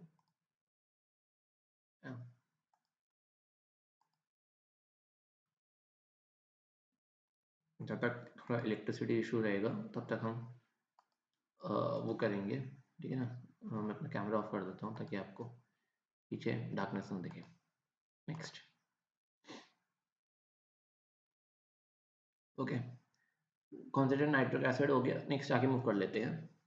Anhydrous calcium chloride is expose to air for some time, इसके बारे में बताना है। कैल्शियम क्लोराइड को अगर एक्सपोज किया जाए एयर में कुछ देर के लिए तो क्या होगा, क्या होगा जल्दी बताओ। कैल्शियम क्लोराइड को अगर एयर में एक्सपोज किया जाए कुछ टाइम के लिए तो क्या होगा, किसी को भी एक्सपोज करते हैं तो क्या होता है उसका, वही कैल्शियम क्लोराइड के साथ होगा। एक्सपोज करते हैं तो क्या होगा कैल्शियम क्लोराइड के, जल्दी बताओ। और मैं बार बार कह रहा हूँ तुमसे ये वाली बात कि अगर तुम्हारे को ये वाले क्वेश्चन नहीं कर पा रहे हो ना तुम, तो कहीं ना कहीं समस्या है, क्योंकि ये जो है ना पहले बोर्ड में आए हुए क्वेश्चन हैं, और अगर ये नहीं हो पा रहे तुमसे फिर तो बेटा पढ़ने की जरूरत है अभी, बुरी रात। ओके, क्या होगा अगर हम एनहाइड्रस है और कैल्शियम क्लोराइड है, क्या करेगा, ये एब्जॉर्ब कर लेगा, है तो नमक ही, एब्जॉर्ब कर लेगा मॉइस्चर, अब्जॉर्ब कर लेगा मॉइस्चर फ्रॉम एयर। ठीक है, मॉइस्चर अब्जॉर्ब करके, ये है वाटर से मॉइस्चर अब्जॉर्ब कर लेगा, सो ये OH वोल्टोइस ये बना लेगा। ठीक है, मॉइस्चर आ जाएगा पानी में, मतलब मॉइस्चर आ जाएगा उसके अंदर। Next, barium chloride solution is slowly added to sodium sulphate solution. अगर मैं बेरियम क्लोराइड को सोडियम सल्फेट में डालूँ तो ये बहुत कैरेक्टरिस्टिक टेस्ट है सल्फेट का। अगर बेरियम क्लोराइड को अगर हम डालते हैं सोडियम सल्फेट में तो अगर सल्फेट प्रेजेंट होता है किसी के अंदर तो बेरियम सल्फेट का वाइट पीपीटी मिल जाता है हमारे को। और बेरियम सल्फेट का ये जो पीपीटी है ये बता देता है कि प्रेजेंस ऑफ सल्फेट है, जो कि इनसॉल्युबल रहता है एसिड्स के अंदर भी। ठीक है, तो अगर ये आ रहा है तो ये हमारे को बता देता है कि प्रेजेंस है हमारी किसकी, सल्फेट की उस कंपाउंड में। तो ये बात याद रखना कि बेरियम सल्फेट का हमारे को पीपीटी मिल जाता है। ठीक है, सॉलिड पीपीटी मिल जाता है, कोई पीपीटी है, वाइट पीपीटी मिल जाता है हमारे को, वाइट पीपीटी होता है ये। ठीक है, इतनी बात आप लोग याद रखेंगे दिमाग में बिठा के। आगे बढ़ते हैं, आगे की तरफ बढ़ते हैं, और आगे की तरफ बढ़ने से पहले अगर आपको कोई दिक्कत हो ना तो आप पूछ सकते हैं। ठीक है, नेक्स्ट क्वेश्चन देखो, नेक्स्ट क्वेश्चन की तरफ मूव करते हैं। Addition of ethyl alcohol to acetic acid in the presence of concentrated sulphuric acid, क्या होगा? एस्टरिफिकेशन की रिएक्शन है, एस्टर एक फ्रूटी स्मेल एस्टर का फॉर्मेशन होगा। ठीक है, फ्रूटी स्मेल एस्टर का फॉर्म होगा। इथाइल अल्कोहल क्या होता है? C2H5OH है ना। उसके बाद अगर हम इसे एसिडिक एसिड में डालेंगे तो acid plus alcohol in the presence of concentrated sulphuric acid, H plus में लिख देता हूँ यहाँ पे, H प्लस की प्रेजेंस में क्या होगा? एस्टर बनेगा। एस्टर क्या होगा? CH3COO C2H5। इस तरह से आपको एस्टर का फॉर्मेशन मिलेगा। ये फ्रूटी स्मेल होगी। कैसी स्मेल होगी इसकी? फ्रूटी। नेक्स्ट आगे मूव करते हैं। Addition of sodium hydroxide on ferrous sulphate solution, क्या होगा? आपको डर्टी ग्रीन प्रेसिपिटेट मिलेगा फेरस हाइड्रोक्साइड का। ठीक है, डर्टी ग्रीन कैसा मिलेगा? Dirty green. मैंने बार बार कहा है ऑब्जर्वेशन जरूरी है। ठीक है, नेक्स्ट देख लो, सल्फ्यूरिक एसिड को हाइड्रेटेड कॉपर सल्फेट पर डालेंगे, क्या हो जाएगा? वाटर क्रिस्टलाइजेशन जो है उड़ जाएगा, तो वो कैसा हो जाएगा? एनहाइड्रस हो जाएगा। जो 5 H2O है ना उसके, वो उड़ जाएंगे। डाइल्यूट हाइड्रोक्लोरिक एसिड को सोडियम थायोसल्फेट पर डालेंगे तो क्या होगा? सल्फर मिल जाएगा, येलो मास। नेक्स्ट शुगर क्रिस्टल्स पर डालेंगे तो क्या हो जाएगा? चारिंग हो जाएगी। डिहाइड्रेशन की प्रॉपर्टी है सल्फ्यूरिक एसिड की, डिहाइड्रेशन प्रॉपर्टी है। सल्फ्यूरिक एसिड पर डालेंगे तो काला काला हो जाएगा, सल्फ्यूरिक एसिड डालने से चारिंग हो जाएगी, जैसा लगेगा जल गया। अब आ जाओ आईयूपीएसी नेमिंग पर। आईयूपीएसी नेम बताना शुरू कर दो। CH3C ट्रिपल बॉन्ड CH, क्या होगा ये? क्या है ये है प्रोप। 3 है तो प्रोप, और कुछ भी सब्स्टिट्यूट नहीं है तो prop 1 आइन या प्रोपाइन भी लिख सकते हो। ठीक है, 3 ट्रिपल बॉन्ड है तो मतलब एक आइन है। नेक्स्ट देखो, उन्होंने बस बिछा बिछा के लिखा हुआ है ताकि तुम डर जाओ, पर हम डरने वाले तो है नहीं, क्योंकि हमें पता है कि ये क्या है। तुम्हें पता है ये क्या है, बोर्ड वालों को पता हो नहीं पता हो, हमें तो पता है क्या है। बस लिख दो क्या है ये कुछ नहीं है, बस डराने को लिख दिया। CH3CHO है, क्या है ये? 2 है तो एथ हो गया। CHO क्या होता है? एल्डिहाइड ग्रुप होता है। एल्डिहाइड में क्या यूज करते हैं? अल यूज करते हैं। और सिंगल कार्बन है तो एथेन 1 अल या एथेनल। नेक्स्ट, और वॉवल होता है तो अगर हमारा ये जो सफिक्स है वो वॉवल से शुरू होता है तो क्या कहते हैं? हम ई को स्ट्राइक ऑफ कर देते हैं, मतलब इथेन 1 अल, तो ई को स्ट्राइक ऑफ कर देते हैं अगर वॉवल से शुरू होता है तो एथेनॉल अल या इथेनॉल भी लिख दोगे तो भी चल जाएगा। ठीक है, नेक्स्ट मूव करते हैं। 78th क्वेश्चन, थके तो नहीं हो? 78 क्वेश्चन हो गए यहाँ। CH3CH डबल बॉन्ड CH3, ये है, क्या है ये? 4 है तो ब्यूट हो गया, और नंबरिंग करोगे तो ये सिमेट्रिक है। देखो 1 2 3 4, मैं चाहे ऐसे नंबर कर दूं या यहाँ से नंबर कर दूं, दोनों से एक ही है, सिमेट्रिक है। तो मैं लेफ्ट टू राइट नंबर कर देता हूँ। और डबल बॉन्ड कहाँ पर है? 2 पर है ना डबल बॉन्ड, तो ब्यूट 2 इन। ठीक है, ब्यूट 2 इन। ठीक है, नेक्स्ट अब देखो यहाँ पे क्या है। CH3 है, C ट्रिपल बॉन्ड C है, और CH3 है, क्या हो जाएगा?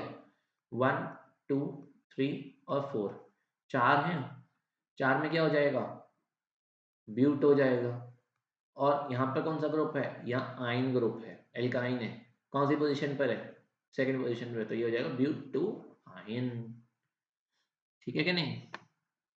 नेक्स्ट देखो, ऐसे आते हैं बोर्ड में सवाल, और कल भी तुम्हारे को यही मिलने वाले हैं। नाम क्या लिखवा के रख लो स्टैम्प पेपर पे, कल आओगे तो मुझे बताओगे कि यही क्वेश्चन आए थे ऐसे ही। यहाँ देखो, बिछा बिछा के दे दीजिए तो तुमने क्या समझ रखा? हम डर जाएंगे। CH3CHO है, क्या है ये? एथेनॉल है। तो मैं क्या है? ऐसा वो है, एथेनॉल है। ठीक है, यहाँ बस क्या ध्यान में रखना है? ये ध्यान में रखना है यहाँ पे 1 अल लगाओ या नहीं लगाओ वो तुम्हारी मर्जी है। और ये अल है ना, तो ये वावल से शुरू हो रहा है तो यहाँ ई नहीं आएगा, इथेनॉल मत लिख देना, इथीन और एल मत लिख देना, ई को स्ट्राइक ऑफ करना पड़ेगा। अब देखो मोल कॉन्सेप्ट पर आ जाओ। नंबर ऑफ मोल्स निकालने हैं 12 ग्राम ऑक्सीजन में। मोल से निकाल सकते तुम। ऑक्सीजन का क्या होता है? 16 होता है, गैस है तो मतलब 32 होगा। 12/16 करना है, 16 दूनी 32, क्योंकि O2 होगी ना, गैस है। तो तुम इसे क्या कहते हैं, टेबल नहीं आती तुम्हें, 4 का टेबल आता है तो तुम समझदार हो, फिर तो काट दोगे। 4 इंटू 3 12, 4 इंटू 8 32, 3/8 हो जाएंगे। अच्छा चाहे तो तुम पॉइंट्स में निकाल लेना इसे, अप टू 2 ऐसी मसला निकाल के ही आना एग्जाम में, बाकी तुम्हारी श्रद्धा है, मतलब श्रद्धा तुम्हारी नहीं है, श्रद्धा तो किसी और की होगी। ठीक है, एम्पेरिकल फॉर्मूला निकालना, मॉलिक्यूलर फॉर्मूला निकालना है। देखो भैया, कार्बन जो है हाइड्रोजन है और आपका नाइट्रोजन है, ये 75.9% 92% है, ये आपका 6.32% है, ये आपका 17.76% है। क्या करोगे, कुछ नहीं करोगे, इसके आप लिखो, इसके एटम्स लिखो। तो इसके कार्बन का कितना होता है एटॉमिक वेट, 12, हाइड्रोजन का होता है 1, नाइट्रोजन का होता है 14। इसका डिवाइड कर दो, इसमें डिवाइड करके क्या आएगा, तुम जैसे तुम करो मैं भी करता हूँ, मैं कर लेता हूँ, मैंने करके नहीं रखा है, तुम्हारे साथ ही कर लेता हूँ। 75.92 डिवाइडेड बाई 12, बस मैं कैलकुलेटर से कर देता हूँ, 6.32, इसका भी 6.32, और इसका कितना हो जाएगा 17.76 डिवाइडेड बाई 14, इसका कितना हो जाएगा, इसका जाएगा 1.26। ठीक है, कुछ नहीं करते, छोटी वाले से सबको डिवाइड कर देते हैं, तो 6.32 से में डिवाइड दो 1.26 का, 6.32 में डिवाइड दो 1.26 का, और 1.26 में डिवाइड दो 1.26 का, क्या आ जाएगा इससे, कॉरस्पॉन्डिंग एटम्स आ जाएंगे, नंबर ऑफ एटम्स, इसके कितने आ जाएंगे 1, और इसके कितने आ जाएंगे, इसके आ जाएंगे कितने 5, इसके भी कितने आ जाएंगे 5, तो कितना आ जाएगा ये C5H5N। ये क्या हो गया, एम्पेरिकल फॉर्मूला आ गया। एम्पेरिकल फॉर्मूला आने से क्या करेंगे अब हम, एम्पेरिकल फॉर्मूला आ गया, उसके बाद हमारे को वेपर डेंसिटी दे रखी है, मॉलिक्यूलर फॉर्मूला निकालने के लिए क्या करते हैं हम लोग, मॉलिक्यूलर फॉर्मूला निकालने के लिए क्या करते हैं, एम्पेरिकल फॉर्मूला का हम लोग क्या करते हैं, इसमें हम यहाँ पर क्या कर देते हैं, n से मल्टीप्लाई कर देते हैं। अब n क्या है, पहले तो n निकालना पड़ेगा। n क्या होता है, मॉलिक्यूलर फॉर्मूला वेट अपन empirical formula weight, molecular formula weight कितना होगा 2 into vapour density, vapour density कितनी है 39.5, ये तो हो गया molecular formula. Empirical formula weight कितना होगा, इसका निकाल लो अब, कितना आएगा 12 पंजे 60, हाइड्रोजन का कितना होगा 1 × 5 और नाइट्रोजन का कितना होगा 14, ये कितना होगा 65 75 और 79, ये हो गया 79। कितना हो जाएगा ये, देखो कितना हो जाएगा ये 2 इंटू 39.5 डिवाइडेड बाई 79, कितना हो जाएगा ये 79/79, क्या हो जाएगा ये 1 हो जाएगा। इसका मतलब क्या है कि n की वैल्यू 1 है, इसका मतलब क्या है जो एम्पेरिकल फॉर्मूला है यही मॉलिक्यूलर फॉर्मूला है, यानी यही एम्पेरिकल फॉर्मूला है, यही मॉलिक्यूलर फॉर्मूला है, और हमारे को यही निकालना था आंसर में, तो यही आंसर हो जाएगा C5H5N। ठीक है, आगे बढ़ जाओ, परसेंटेज कॉम्पोजिशन निकालना है, नाइट्रोजन और आपको हाइड्रोजन दे रखा है, परसेंटेज कॉम्पोजिशन एम्पेरिकल फॉर्मूला निकालना है, नाइट्रोजन दे रहा, हाइड्रोजन दे रहा, मेरे ख्याल से मुझे मेरे को आंसर नहीं पता, पर आंसर अमोनिया होगा शायद, देखते हैं चेक कर लेते हैं। 82.35% है, ये 17.64% है। ठीक है, 14 और 1 डिवाइड करो, 82.35 को डिवाइड करो 14 से, तो ये करीब 5.8 आएगा, 5.8, ये क्या कितना आ जाएगा 17.64 ही आ जाएगा। क्या करते हैं, छोटे वाले से डिवाइड कर लो, तो 5.8 डिवाइड बाई 5.8, और यहाँ पर 17.64, 17.64 डिवाइडेड बाई 5.8, 5.88 बेसिकली 88 कर लो, है ना, तो ये हो जाएगा 1, और ये डिवाइड करेंगे अगर हम 5.88 से, तो ये हो जाएगा 3, क्या आ जाएगा NH3, वही मैंने तुम्हें बोला था, देख लो आ गया, मैं तो ये गेस किया था बस कि अमोनिया हो सकता है, तो अमोनिया आ गया एम्पिरिकल फॉर्मूला। ठीक है, क्योंकि मेरे को नाइट्रोजन हाइड्रोजन दिख गए तो मेरे को सबसे पहले दिमाग में अमोनिया ही क्लिक हुआ, है ना, तो बेसिक वो था, मतलब अगर तुम्हें कुछ समझ नहीं आ रहा हो, अगर टाइम बचाओ, लास्ट के 1 मिनट बचाओ, और तुम्हें कुछ समझ नहीं आ रहा हो कि कैसे होगा क्वेश्चन, तो 2 नंबर के क्वेश्चन में अमोनिया लिख के आ जाओगे, तो टीचर का दया रही तो 1 नंबर तो दे ही देगी। नेक्स्ट, वाटर क्रिस्टलाइजेशन निकालना है, कॉपर सल्फेट पेंटाहाइड्रेट में क्या करेंगे, वाटर का क्रिस्टलाइजेशन इतना पार्ट है, कितना पार्ट है ये 5 इंटू ये होता है 18, अपन टोटल कितना है उसका मल्टीप्लिकेशन कर देंगे 100 में, टोटल कितना होगा कॉपर सल्फेट का कितना होगा, कैलकुलेट करते जाओ 64 प्लस 32 प्लस 64 प्लस 90, करो टोटल कितना आएगा, करो ये टोटल करो, 250 के अराउंड आ जाएगा, 250 इंटू 100, किससे काट देंगे 50 से काट देंगे, 50 दूनी 100, 50 पंजे 250, 5 से 5 कट गया, 18 दूनी 36, 36% आ जाएगा इसका आंसर। ठीक है, नेक्स्ट आगे बढ़ जाते हैं। एक्स और वाई का एम्पेरिकल फॉर्मूला XY2 ही है, यानी एक्स का भी XY2 फॉर्मूला है, वाई कंपाउंड है उसका भी XY2 फॉर्मूला है। Vapour density is equals to is empirical, its vapour density is equal to its molecular formula weight, मतलब XY2 एक फॉर्मूला है, कंपाउंड है, और इसकी जो वेपर डेंसिटी है वो एम्पेरिकल फॉर्मूला वेट के बराबर है। इससे मुझे क्या पता चलता है कि मॉलिक्यूलर फॉर्मूला वेट इसका क्या हो जाएगा, मॉलिक्यूलर फॉर्मूला वेट होता है 2 इंटू वी, और n की वैल्यू क्या होती है, n की वैल्यू होती है मॉलिक्यूलर फॉर्मूला वेट यानी 2 into V D upon empirical formula weight. Empirical formula weight कितना है वी के बराबर, तो वी से वी कट गया, तो n की वैल्यू कितनी आ गई, n की वैल्यू 2 आ गई। जब n की वैल्यू 2 आ जाएगी तो एम्पेरिकल फॉर्मूला क्या हो जाएगा XY2 इंटू 2, ये कितना आ जाएगा X2Y4, ये आंसर आ जाएगा आपका। ठीक है, नेक्स्ट आगे मूव कर लेते हैं। एक गैस सिलेंडर है जिसमें 1 किलो हाइड्रोजन गैस है, ठीक है 1 किलो हाइड्रोजन है उसके अंदर, अगर उसके अंदर 1 किलो हाइड्रोजन गैस है तो वो बोल रहा है कि number of moles of hydrogen निकालने हैं। हाइड्रोजन के मोल्स निकाल सकते हो, 1 किलो को 1000 ग्राम में कन्वर्ट करो, डिवाइड कर दो आप 2 से, ठीक है। उसके बाद ये आ गए आपके 500 मोल्स आ गए। नेक्स्ट नेक्स्ट पार्ट में बोल रहा है कितना CO2 सिलेंडर होल्ड कर पाएगा। अगर CO2 है तो वो कितने, तो मोल्स तो उतनी रखने हमें को 500 मोल्स है, वेट निकालना है। अब इसके लिए CO2 के लिए कितना वो आ जाएगा 44 आ जाएगा, तो इसका आ जाएगा 500 इंटू 44, ठीक है, इतने ग्राम। केजी में करने के लिए डिवाइड बाय 1000 करेंगे, 1000 करेंगे तो 50 इंटू 2000 यानी आ जाएगा 22 kgs। तो हाइड्रोजन CO2 से 22 गुना ज़्यादा हो जाएगा, वो 1 किलो है तो ये 22 किलो रहेगा। नेक्स्ट है अगर मॉलिक्यूल्स हाइड्रोजन के x हैं तो CO2 के मॉलिक्यूल्स कितने होंगे, तो मॉलिक्यूल्स हाइड्रोजन के कैलकुलेट कर लो, हाइड्रोजन के मॉलिक्यूल्स कितने होंगे, x की वैल्यू कितनी आ जाएगी, मोल्स, मोल्स कितने थे 500 इंटू Na, x की वैल्यू दे रखी है मेरे को 500 Na, तो मेरे को किसकी वैल्यू निकालनी है, CO2 के मॉलिक्यूल्स निकालने हैं। CO2 के मॉलिक्यूल्स कितने हो जाएंगे, CO2 के मोल्स, CO2 के मोल्स, CO2 के मोल्स कितने हैं, कितने मोल्स हैं CO2 के बताओ, चलो मोल्स लिख देते हैं, मोल्स इंटू Na, ठीक है। अब मोल्स कैसे निकालूंगा CO2 के बताओ, अगर मैं वैसे निकालूं तो देखो Na की वैल्यू हो जाएगी x/500, और यहाँ पे मैं सब्स्टिट्यूट कर सकता हूँ moles into Na into x/500।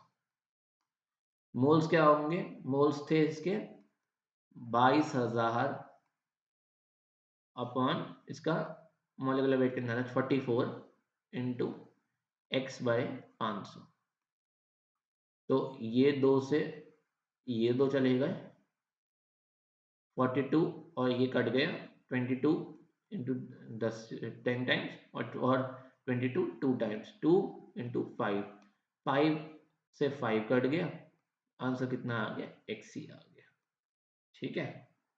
Answer कितना आ गया x ही आ गया इसका आंसर। तो कुछ गड़बड़ करिए तो बता देना भैया, मुझे तो यही लग रहा है आंसर नहीं होना चाहिए, बाकी तुम देखो मुझे बताओ, ठीक है,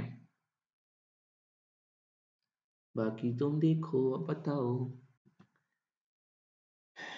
कितना आया है बताओ, x ही है ना, और भाई x आना भी था, क्यों आना था x, अब ये तो सुन लो। अगर वो पूछ लेता किसके अकॉर्डिंग है, तो ये भैया एवोगैड्रोस लॉ है। एवोगैड्रोस लॉ यही तो कहता है कि similar temperature of similar conditions अगर हो जो है टेम्परेचर प्रेशर की, और इक्वल वॉल्यूम्स हो गैसेस की, तो वो इक्वल नंबर ऑफ मोल्स होते हैं उनकी। Equal volumes of gases have equal number of moles at similar conditions of temperature and pressure. भैया टेम्परेचर प्रेशर बराबर है तो, और क्या कहते हैं, इक्वल वॉल्यूम्स हैं, वॉल्यूम थोड़ी चेंज करी है मैंने, तो उसके अंदर मॉलिक्यूल्स भी सेम ही रहेंगे। ये उसका प्रूफ है, मैथमेटिकल प्रूफ है ये उसका।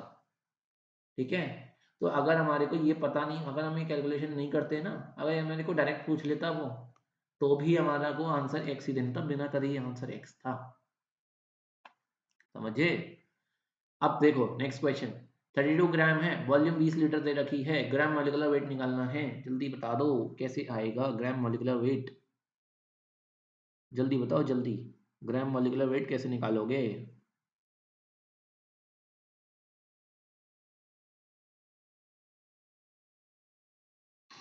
जल्दी बताओ जल्दी।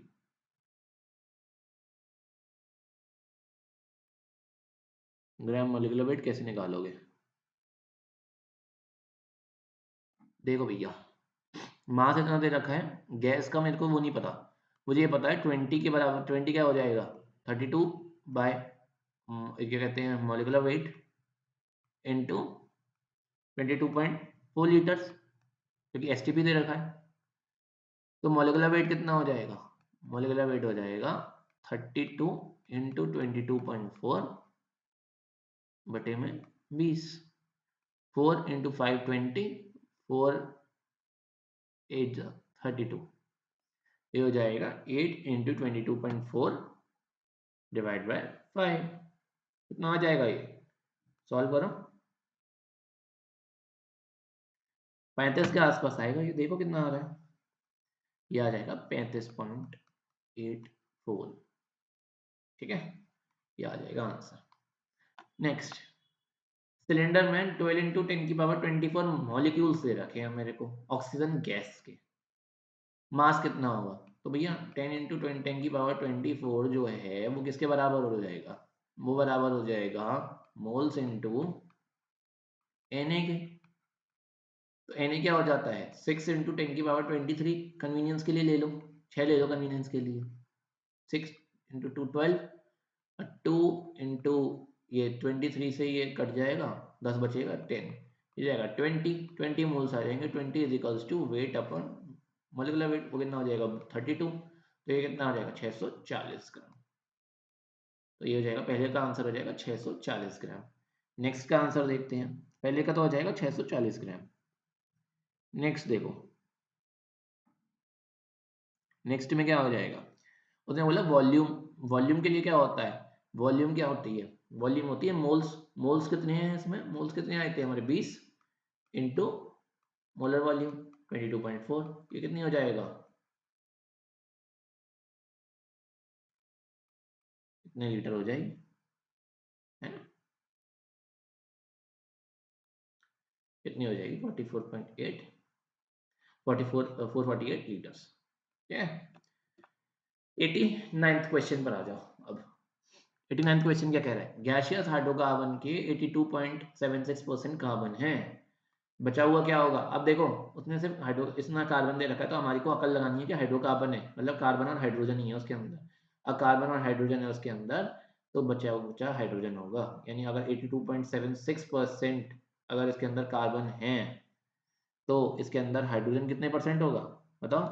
100 में से माइनस करके देखो, अगर 100 में से 82.76 जाएगा तो कितना बचेगा? 17.24 बचेगा। 6 4 10, 7 9 10, हाँ इतना ही बचेगा। देन उसके बाद 12 और 1 इसका वो होता है, डिवाइड कर लो। 82.76 डिवाइड बाय 12, 17.24 डिवाइड बाय 1, ये कितना आ जाएगा बताओ? ये 17.24 ही आ जाएगा। ये कितना आ जाएगा बताओ? 82.76 को डिवाइड करेंगे अगर 12 से, तो कितना आएगा? 6.89 के बराबर आ जाएगा। छोटा कौन सा है? 6.89। दोनों को डिवाइड कर दो तो इसका 1 आ जाएगा, और इसका क्या आ जाएगा? 17.24 को डिवाइड करेंगे अगर हम 6.89 से, तो ये आ जाएगा करीब 2.5 के बराबर आ जाएगा, 2.5 के बराबर आ जाएगा। अगर ये 2.5 के बराबर आया, तो क्या हो जाएगा, ये तो हमारा 1 है और ये 2.5 है। अब हमारे को ऐसे तो रह नहीं सकता, तो क्या करो, ऊपर नीचे दोनों जगह मल्टीप्लाई कर दो 2 से, ताकि आपको सिंपल होल नंबर रेशियो मिल जाए। ऐसे कर दोगे तो क्या हो जाएगा, ये 2 हो जाएगा, ये 5 हो जाएगा। सर एम्पेरिकल फॉर्मूला क्या हो गया, C2H5। एम्पेरिकल फॉर्मूला वेट क्या हो जाएगा, 12 टू 24, 24 प्लस 5 29, ये हो जाएगा empirical formula weight. Empirical formula weight आ गया।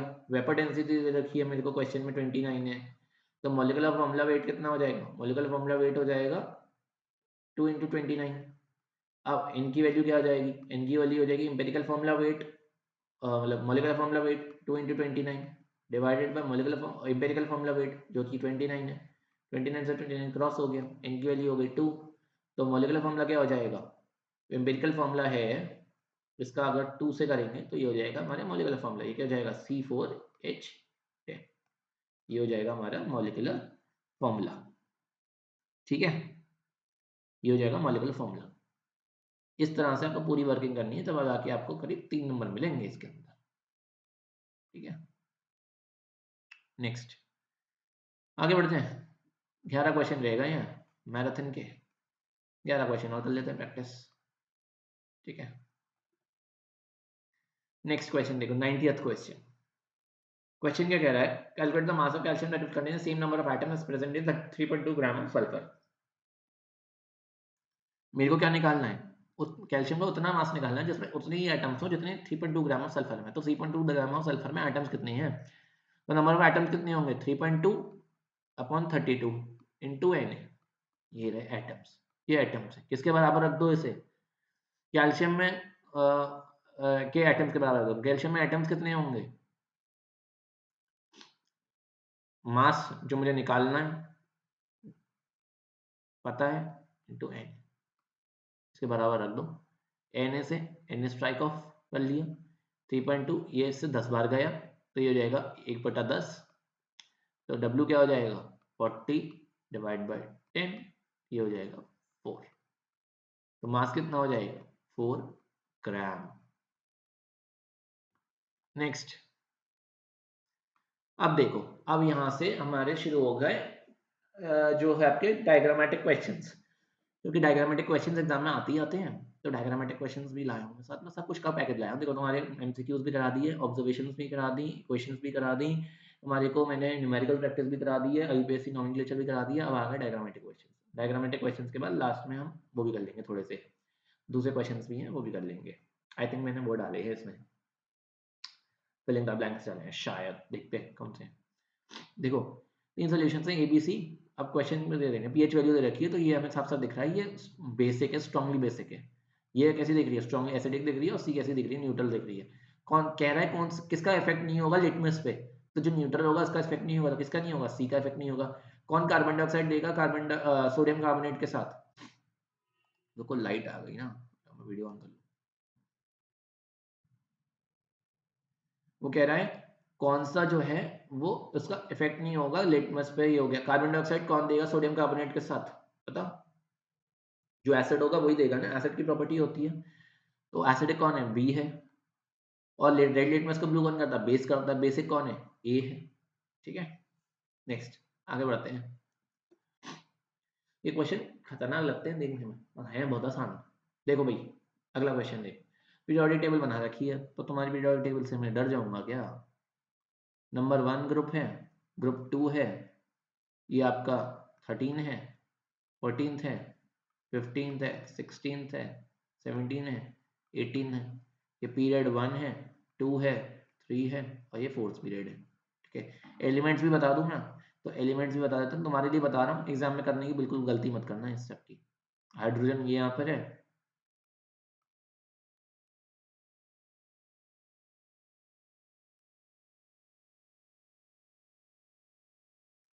ये Mg है, ये यहाँ पर ये है, यहाँ पर क्या हो जाएगा,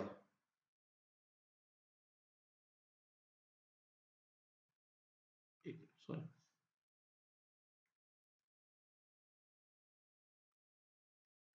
पीरियोडिक टेबल पढ़ लो तुम्हारे लिए।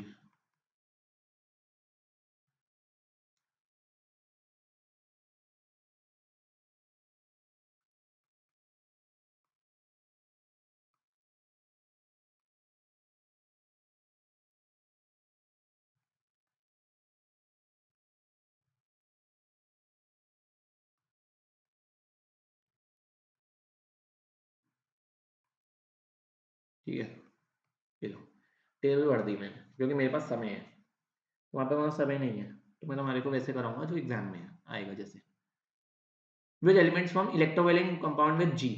जी कहाँ पे है? जी यहाँ पे है, 17th नंबर पे है। 17th है यानी हेलोजन फैमिली है। हेलोजन फैमिली के साथ इलेक्ट्रोवैलेंट कंपाउंड बनाएगा, तो यानी हेलोजन फैमिली में जी जो होगा वो जरूर -1 होगा। मुझे पता है यहाँ से क्लोरीन है, पर ये इतना पता है मेरे को यहाँ से कि -1 रहा होगा जी पे।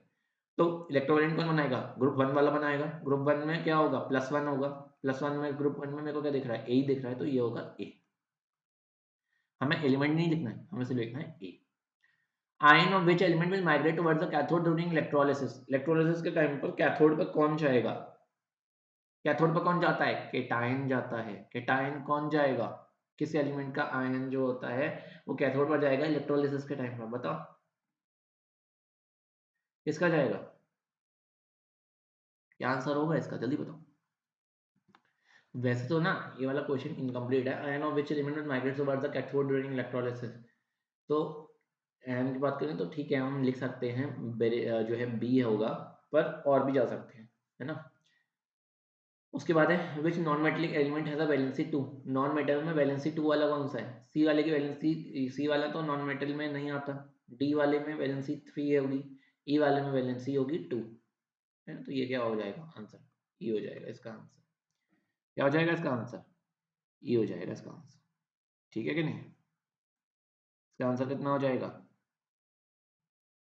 ई हो जाएगा इसका आंसर। ओके, नेक्स्ट मूव कर लेते हैं।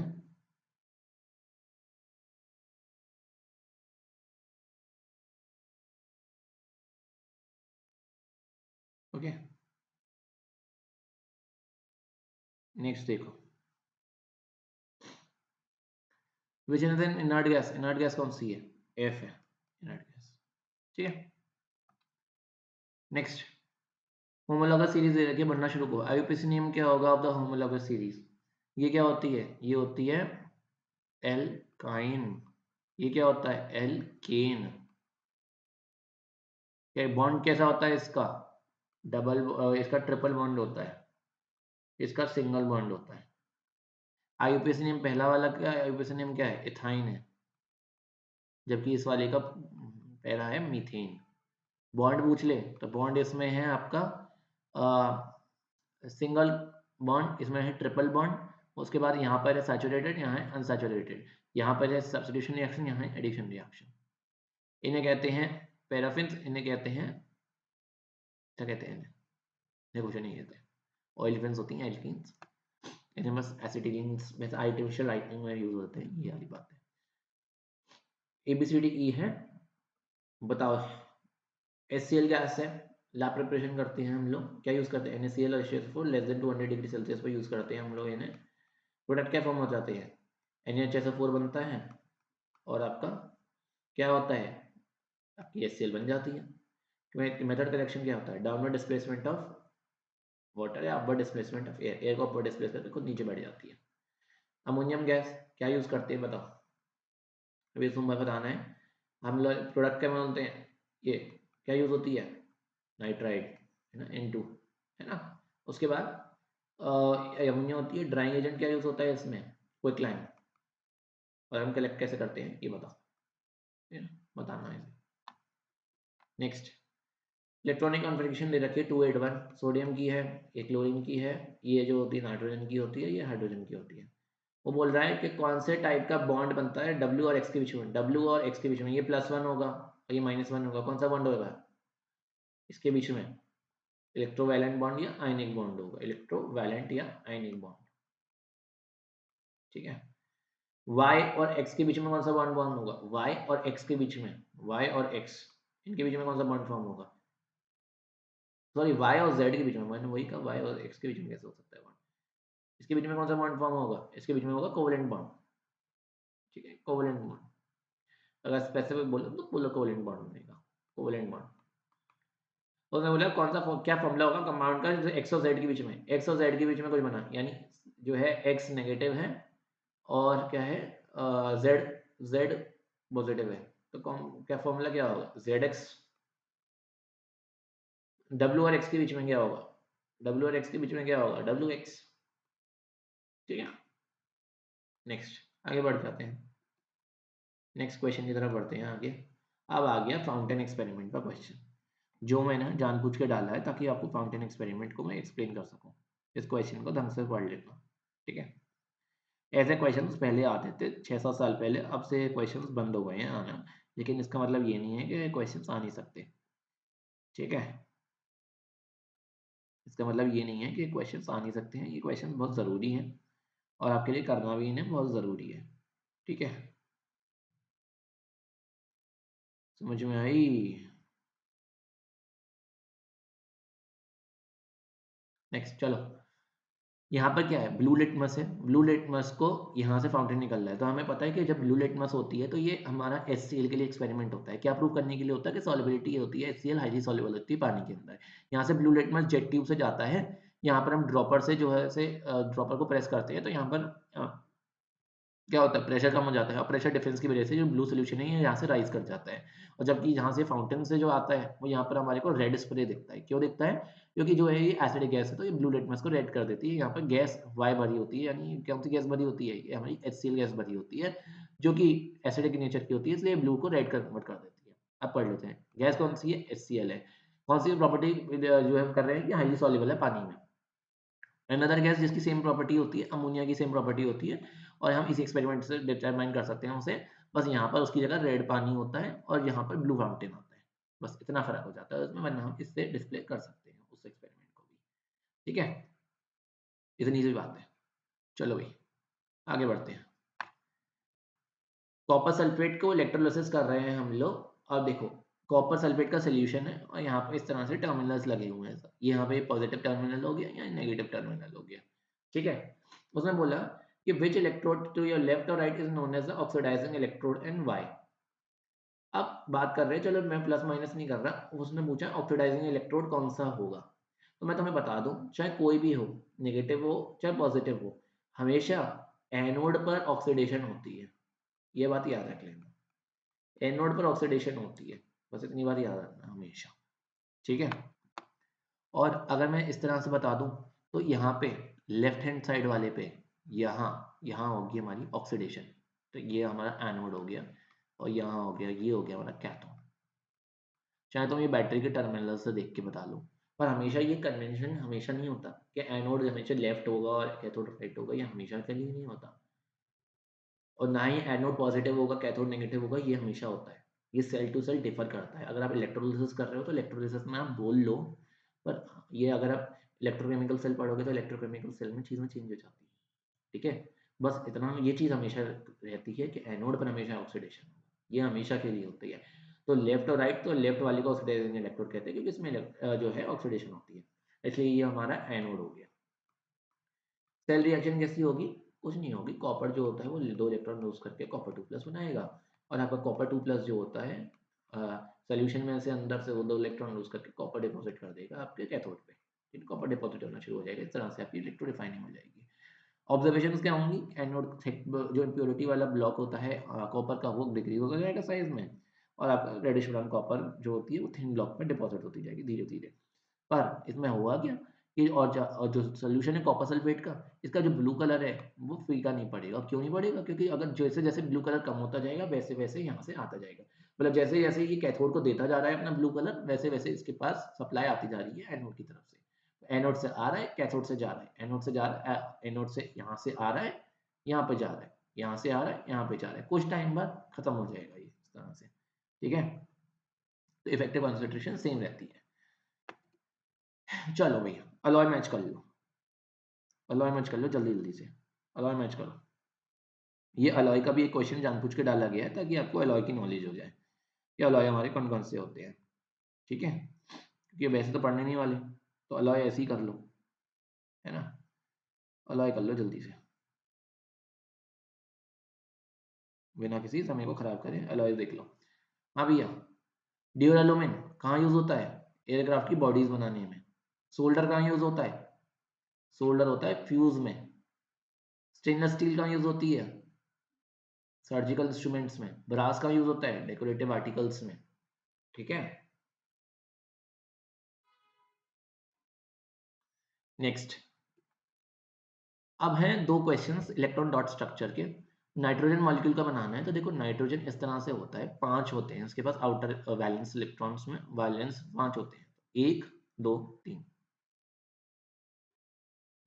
2 यहाँ दे दो, दूसरा नाइट्रोजन 1 2 3, 2 यहाँ रिजर्व।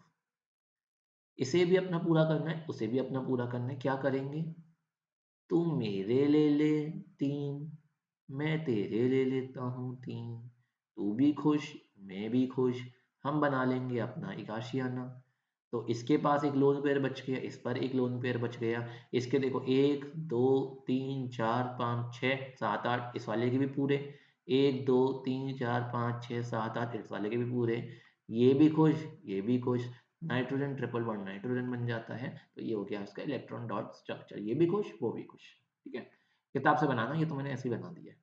ठीक है, और ये हमारा नॉन पोलर कोवेलेंट मॉलिक्यूल हो गया। लास्ट को आपका कोऑर्डिनेट दिखाने के लिए जो है स्ट्रक्चर डाला है अमोनियम आयन का। अमोनियम आयन में क्या होता है, पहले तो अमोनिया, क्योंकि इसके अंदर चारों प्रकार के बॉन्ड है ना अमोनियम क्लोराइड में, तो इसके अंदर सबसे पहले तो कोवेलेंट बॉन्ड आएगा। कोवेलेंट कैसा था, ये था इस तरह से, कैसे, एक इसके साथ शेयर किया, एक यहाँ पर शेयर किया हाइड्रोजन के साथ, एक यहाँ पर शेयर किया हाइड्रोजन के साथ, ये यहाँ पर हाइड्रोजन के साथ, ये हाइड्रोजन के साथ, ये वाला हाइड्रोजन के साथ शेयर किया। ठीक है, हाइड्रोजन हाइड्रोजन हाइड्रोजन। अब एक लोन पेयर बचा था इस पे, वो इसने हाइड्रोजन को दे दिया। ठीक है, तो यहाँ पर ये तो इसका हो गया कोवेलेंट बॉन्ड, लेकिन ये जो यहाँ पे दिया ये हो गया कोऑर्डिनेट बॉन्ड, और ये पूरे पर आ गया पॉजिटिव। ठीक है, तो यहाँ पर क्या होता है, इसके अंदर कोवेलेंट भी है और कोऑर्डिनेट बॉन्ड भी है, तो इलेक्ट्रॉन डॉट स्ट्रक्चर यहाँ से आता है। अगर क्लोराइड आ जाता तो ये जो होता है इसमें तीनों टाइप के बॉन्ड आ जाते हैं, कोवेलेंट और कोऑर्डिनेट तो है, आयनिक बॉन्ड हो जाता है जब क्लोराइड के संग आ जाता है। तो जब भी पूछते हैं कि अमोनियम क्लोराइड में कैसी बॉन्डिंग है, अमोनियम क्लोराइड में तीनों तरह की बॉन्डिंग होती है, ना सिर्फ कोऑर्डिनेट बल्कि कोवेलेंट और आयनिक भी होती है इसके अंदर, ये बात याद रखना। यही थी हमारी आज की मैराथन। ठीक है, आई होप आपको सारे क्वेश्चन समझ में आ गए होंगे और सब कुछ आपका रिवाइज हो गया होगा। वीडियो पसंद आई हो ना तो आज तो यार लाइक शेयर और सब्सक्राइब बनता है, और एग्जाम के बाद भी वादा करो कि तुम ये करके नहीं जाओगे इसे अनसब्सक्राइब, क्योंकि तुम्हारे लिए एग्जाम ओवर होगा, जो भी साइंस वाले बच्चे हैं ना उनके लिए मैं लेके आऊंगा 11th क्लास की पूरी chemistry free of cost. 11th class की केमिस्ट्री पूरी फ्री ऑफ कॉस्ट पढ़ाऊंगा तुम्हारे को इसी चैनल पर, सब्सक्राइब करके अनसब्सक्राइब मत कर देना एग्जाम के बाद।